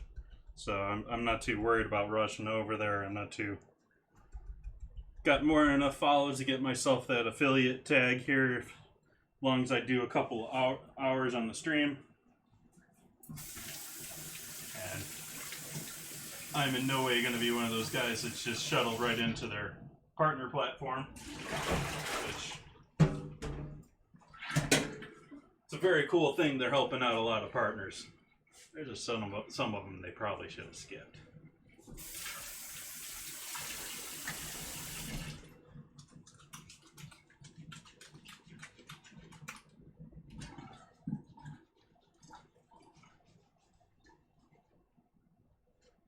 That said, there are still some that I'm very much hoping will get partnership and do deserve it, in my opinion.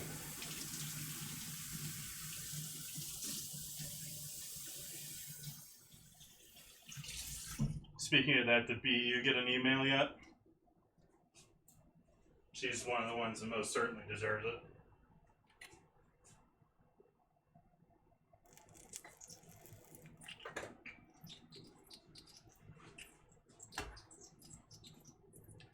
I'm going to start with my first two here.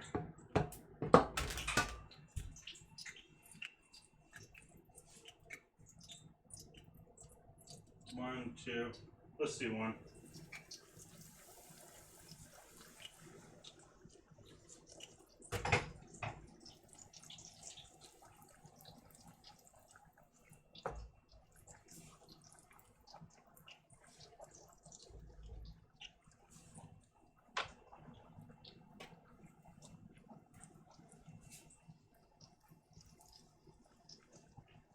I really hope it does for her too. I have no clue if it did or not. I was curious if anyone had heard. I had to leave her stream earlier today.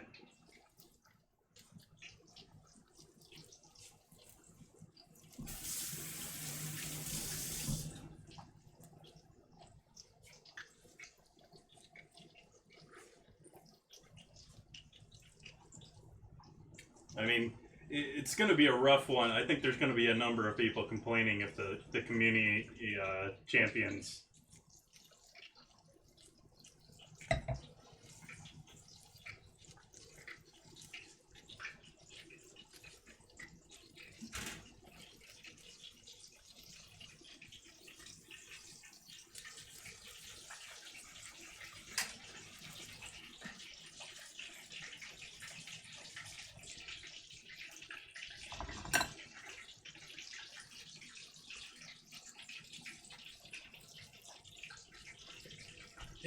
It's sort of odd, and I'm sure there's a lot behind the scenes going on. Like, I'm sure there's people that were partners that were half Microsoft or half in and out, and so they've got doors open to them. I'm certain a lot of them that have been around a long time know the names, which knowing the names is always a good help.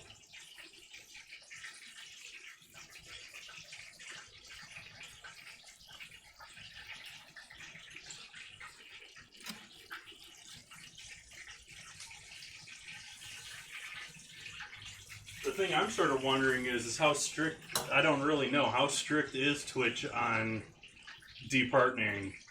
How much do they keep track on their stats? I mean, you gotta make it past that first hurdle that, I mean, with Mixer it was pretty much you're in, you're in.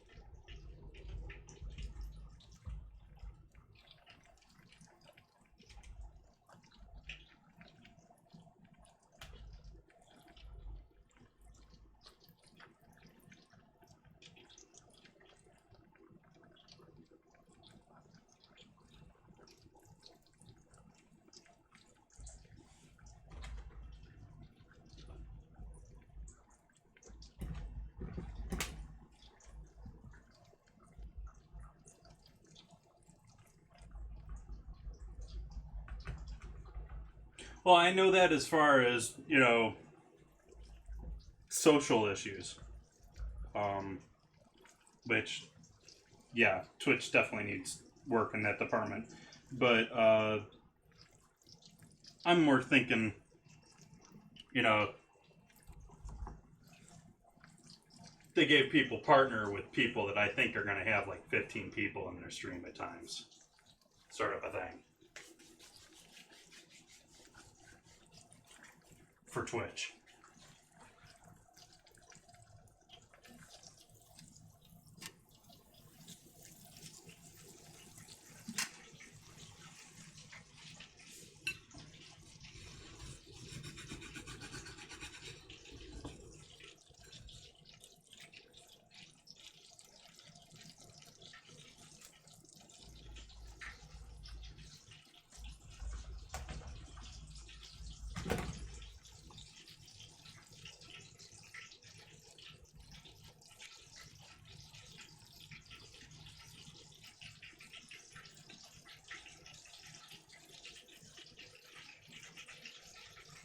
I should just shut up.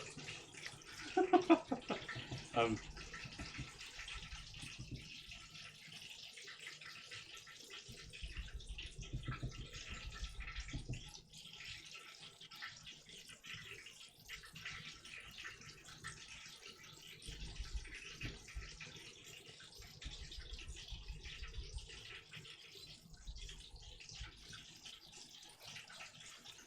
I mean, you don't really know what's behind those NDAs either. I was half worried that I was trying to create a cooking stream and I was going to get up to partnership level and read a contract that says I have to start playing games.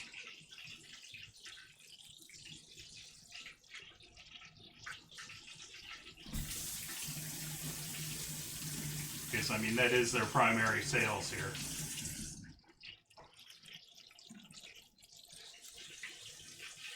You've been sitting in there too long. You've got cooked too much. You're pretty looking, but might be a little tougher than I want.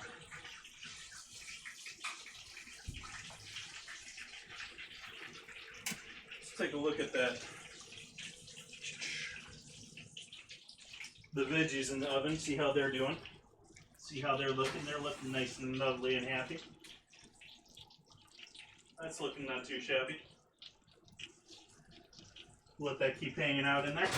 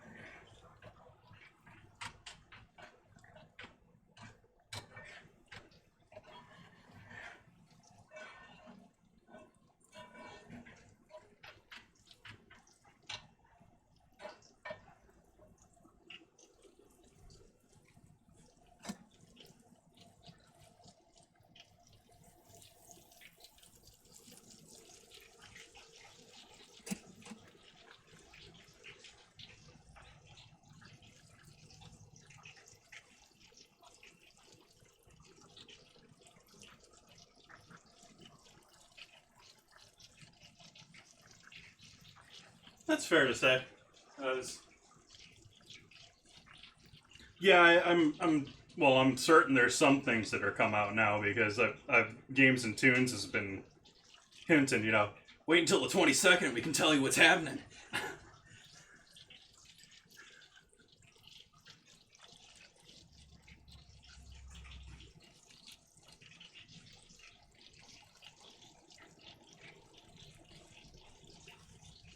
I'm sure there's going to be all sorts of stuff that come out here. And I'm also certain that Ninja and Shroud and some of these names are delaying their announcements and stuff. I don't know if anyone's come out now, but I'm sure they're not just waiting on negotiations. They're waiting because they don't want to be the guy that drugged people to Mixer and then drugged someone else to somewhere else after that.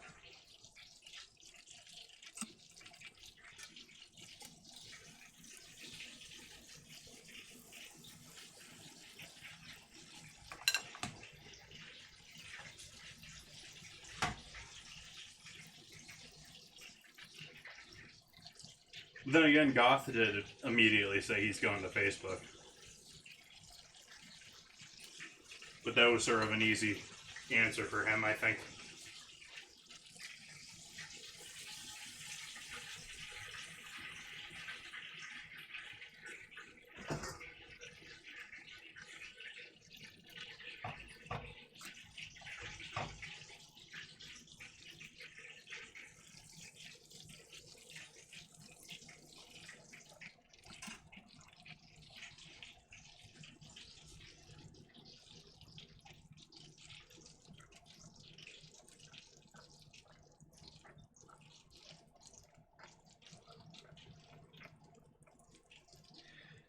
I don't know. I don't know if they're really gonna get into that until we get someone like the more it came off originally as a really like stupid idea I was gonna suggest to someone in a chat at one point, but the more I've thought about it, the more I'm like they need to do this. Is Etsy needs to start a streaming platform.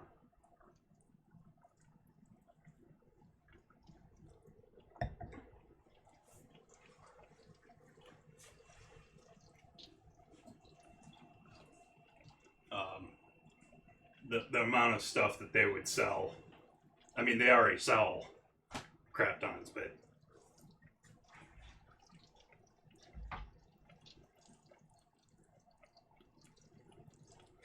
yeah, I was actually just saying in someone else's chat last night.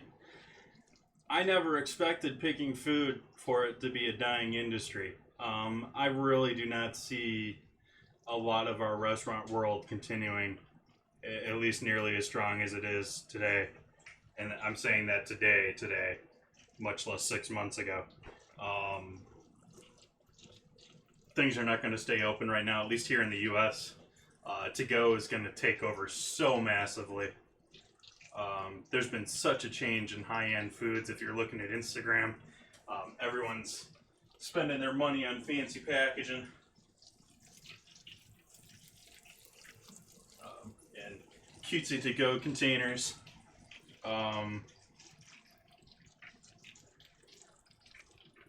Yeah.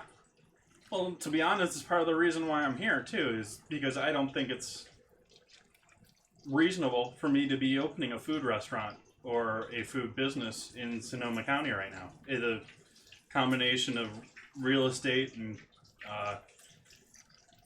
state fees and licenses, and it's not worth it. That's with me being absolutely in love with the new stats that came out on the F-150 yesterday. Oh, one of the major reasons that I had made the final decision, the final straw, was I had a generator breakdown on me, and I didn't want to do the expense of buying a new generator to keep operating the way that I was operating. To have a truck that I could just plug into, oh my god.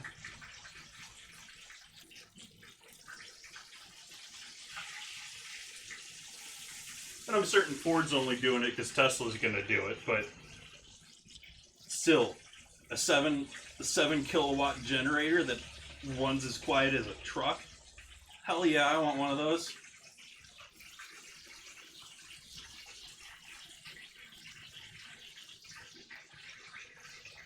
Yeah. And I think, Otter, I have a couple of friends that I'm pretty certain have the clout and have been in situations where they could be opening up, top end restaurants right now. And I'm also seeing a number of them sort of moving into the fine dining for high-end clients, private dining, private chefing, high-end to-go private services.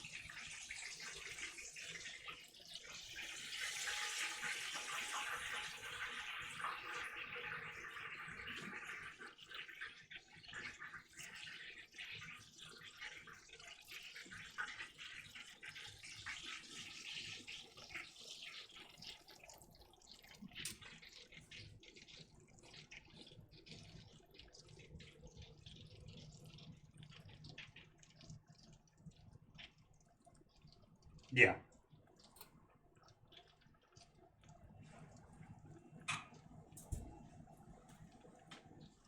Well, they're also making their moves right now too, while we get to sit here stuck with all of our money tied up in things. I'm absolutely pissed at what I see Cisco doing. If you guys are familiar with Cisco, the food supplier, they provide probably the majority of the diners in the U.S. with their frozen to plate food.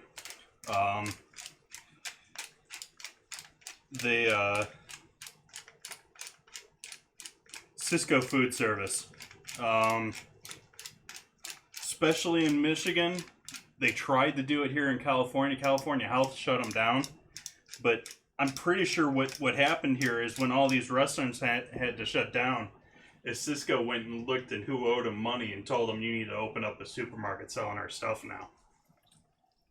Because there's been Cisco Food Service places like imitation groceries popping up all over the U.S. in old restaurants. And it's very obvious to me that it's just a take advantage of these restaurants situation. Those people running those restaurants aren't going to make any money doing that.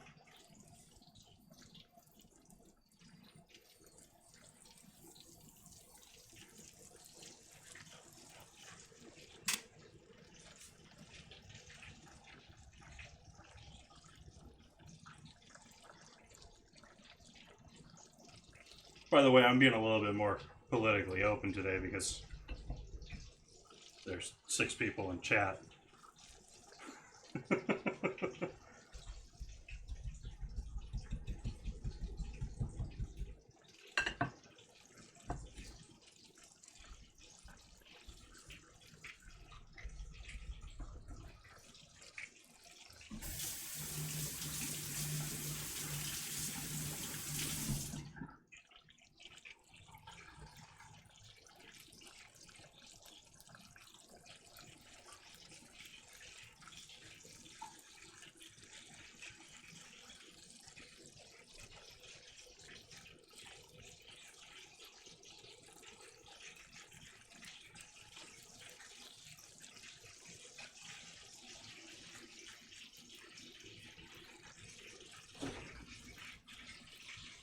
I need another egg to finish these guys up. That's looking pretty close to done there. Yeah.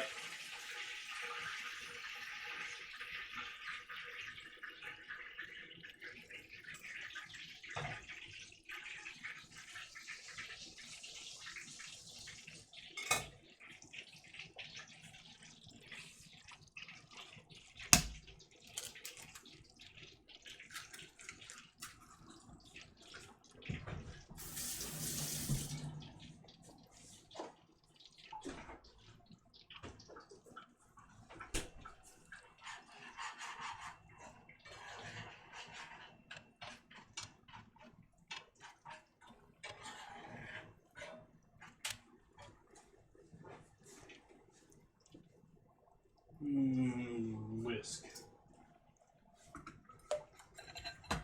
Oops, piece of shell in there still.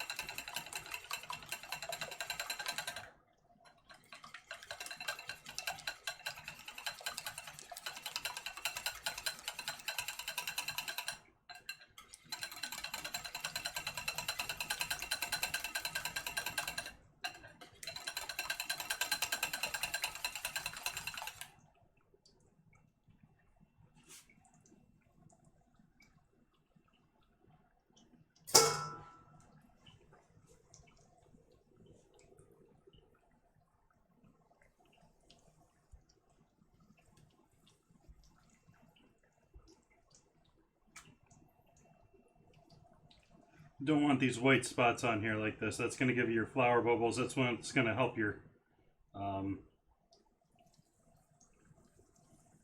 breading detach from what you're cooking. You want a nice thin layer of flour just to gum up all that egg. Oops.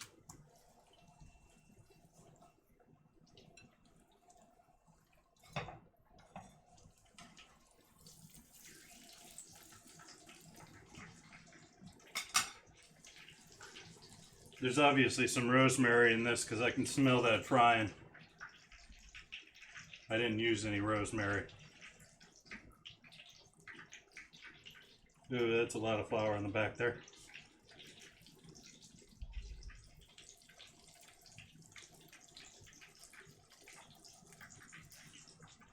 And actually, the more scummy and nasty you can make it at this stage here, probably the better for you.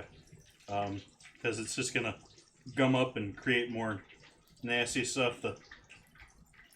I mean, a lot of people with fried chicken will they'll bread it and they'll leave it in their breading for 20-30 minutes to allow it to soak up and continue to clump up even more. Those clumps are just more tastiness once you get to frying it. Not paying for the meat either.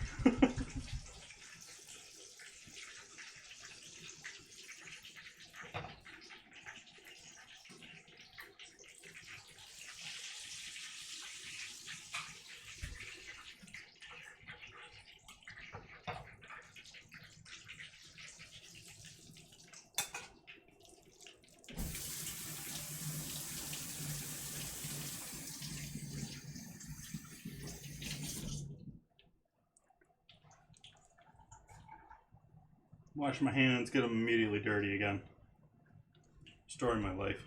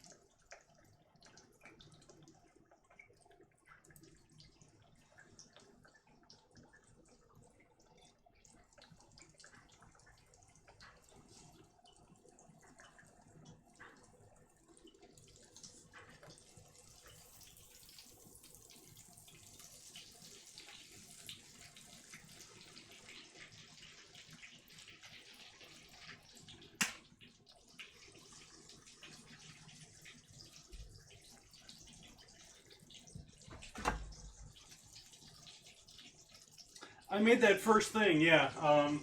This is a sausage and cream gravy. It's a little bit on the thick side right now, but I can thin that out a little bit more. I can actually clean up this stuff now too.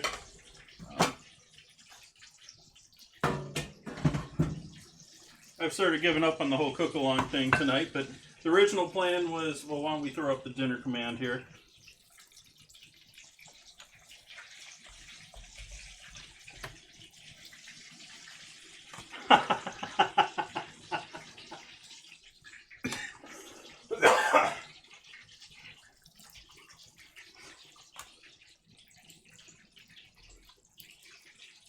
Anyways, we've got a country fried turkey, which I'm going to throw all these guys, these lovely guys here, all in the oven to stay warm. Along with our veggies down here, which are smelling lovely and garlicky.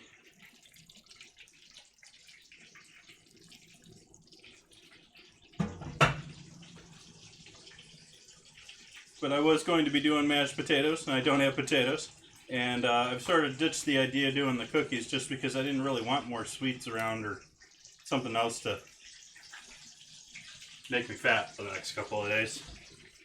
But I'll definitely throw the cookies on the to-do list on the future here. And I think you guys have seen mashed potatoes done before.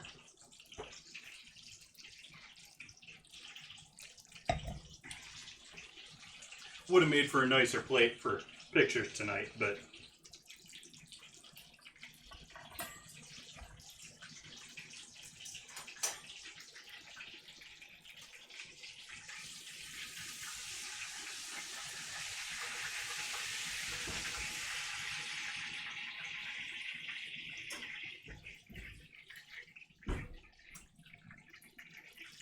last two in the frying pan here. Gonna do both of them, they're a little bit smaller. And I'm getting a little impatient. I'm getting hungry. Hungry!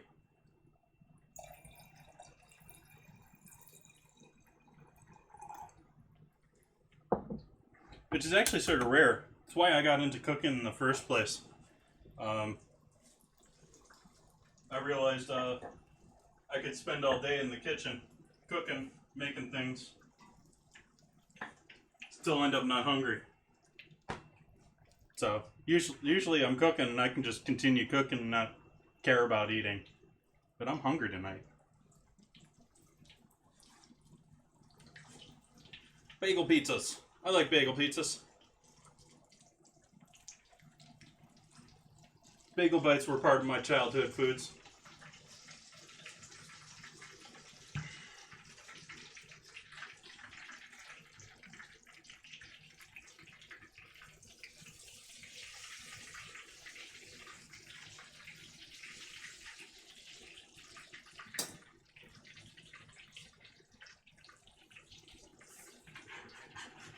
Add a little bit more water, thin that out just a little bit here.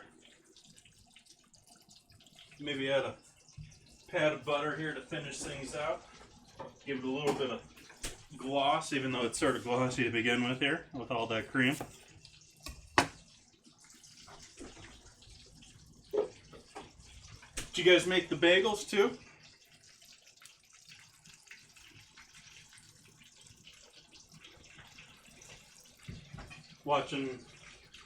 I was watching Leah, I guess, earlier, and she makes bagels all the time, or she used to make bagels all the time on stream.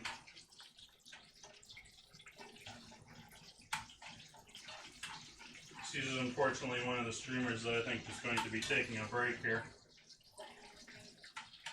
But I think she's going to be living out the end of Mixer too. Yes, Leah, I guess.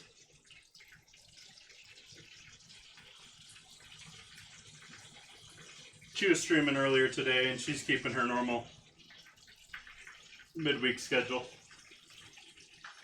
I think until the 22nd.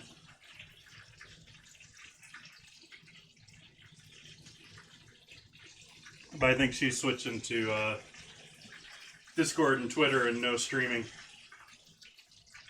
Yep, I'm on her Discord.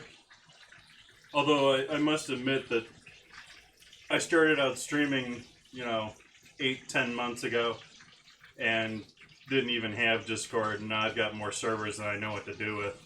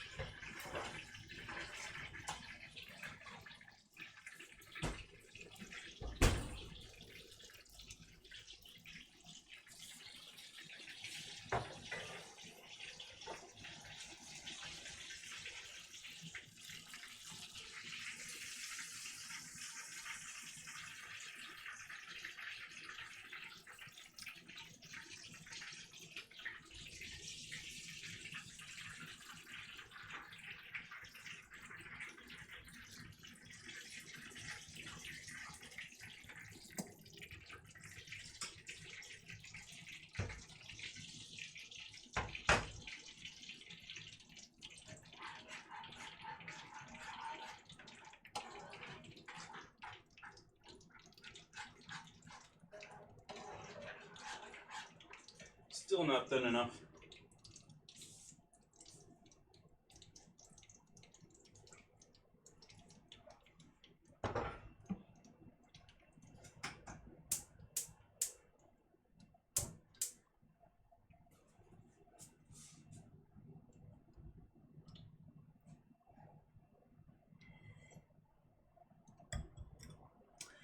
See, I'm sort of against teams.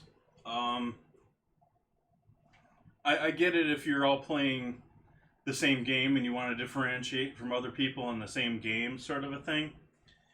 But I think it becomes way too much of a political force for the platform when you start getting something along the lines of what you I sort of view, yeah, they're sort of like political parties on the platform.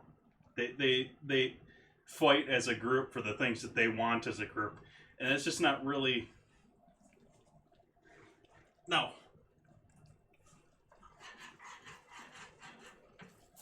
Oops.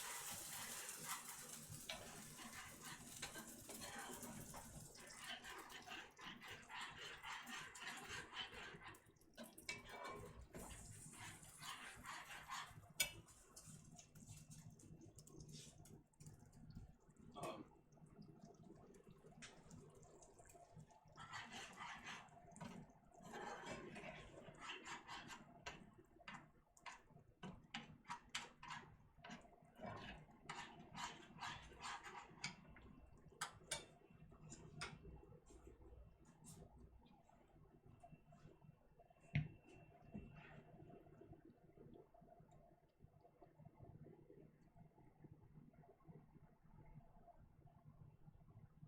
yeah, and I'll be honest about it. On one hand, I could probably throw my food photos in 50 different Discord things, but basically, I've just been doing the things occasionally that I don't even stream into other ones. Other than there's been a few other occasions, a few odd occasions, but in general, it's been the stuff that I'm not streaming that I'm throwing into other people's Discords, and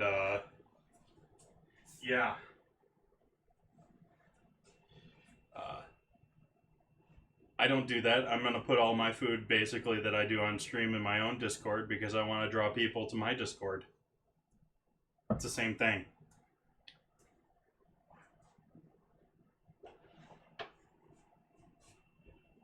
Awesome.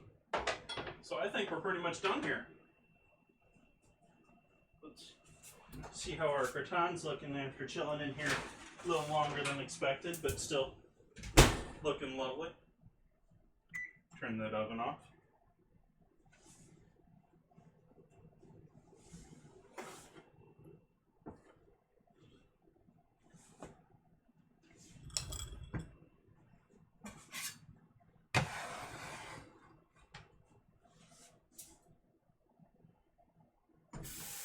Actually, the whole idea of being a Discord partner sort of kills your whole wishes there, Otter. Because I mean, that's what you have going on there is you don't have teams wanting to be a part of it. You have individuals wanting to be Discord partners, which I honestly could care less about. But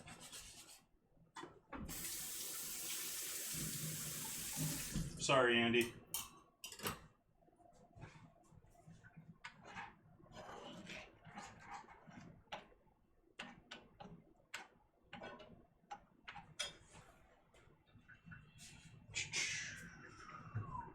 Clean plate. A couple of pieces of beautiful fried turkey.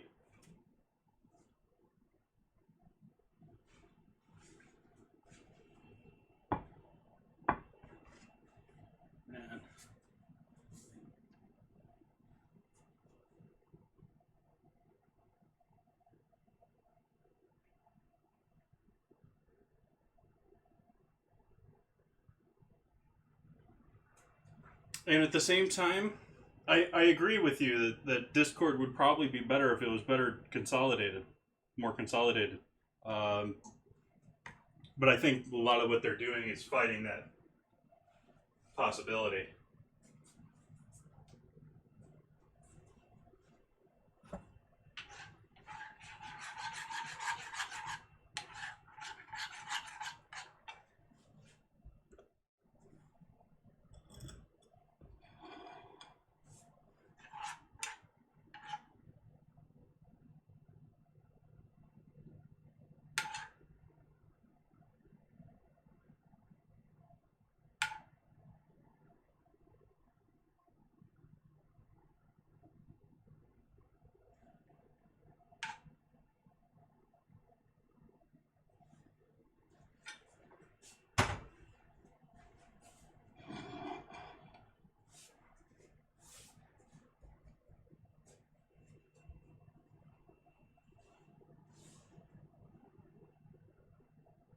Yeah. Well, it's also a catch-22 in that they need the partners, and they need that system in order to have created it in the first place. They never would have driven the traffic without it.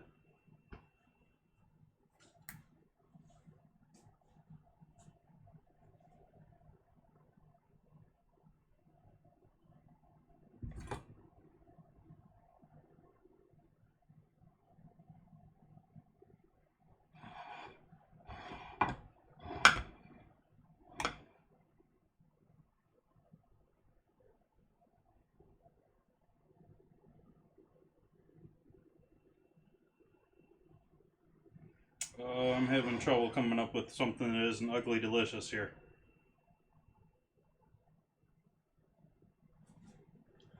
Oh well. So, thank you guys for joining me. As I said, I will be back here on Sunday for one last stream. Maybe, I don't really have plans, but maybe we'll do something fun. Maybe we'll try something. I don't know. You guys got any ideas for something that'd be cool to do for a last stream? I'm open, all ears, and eyes. And I'll be starting on Twitch with doing chicken stock. I'll be breaking down a ham leg on Friday, next Friday.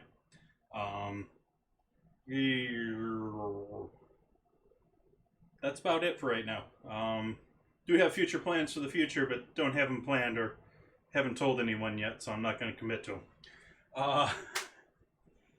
Hope you guys all have a great night, and I will most certainly see you all around. Let's see if there's anyone to host here. I sort of doubt it, but I will give a host out there if I can find someone. And have a good evening.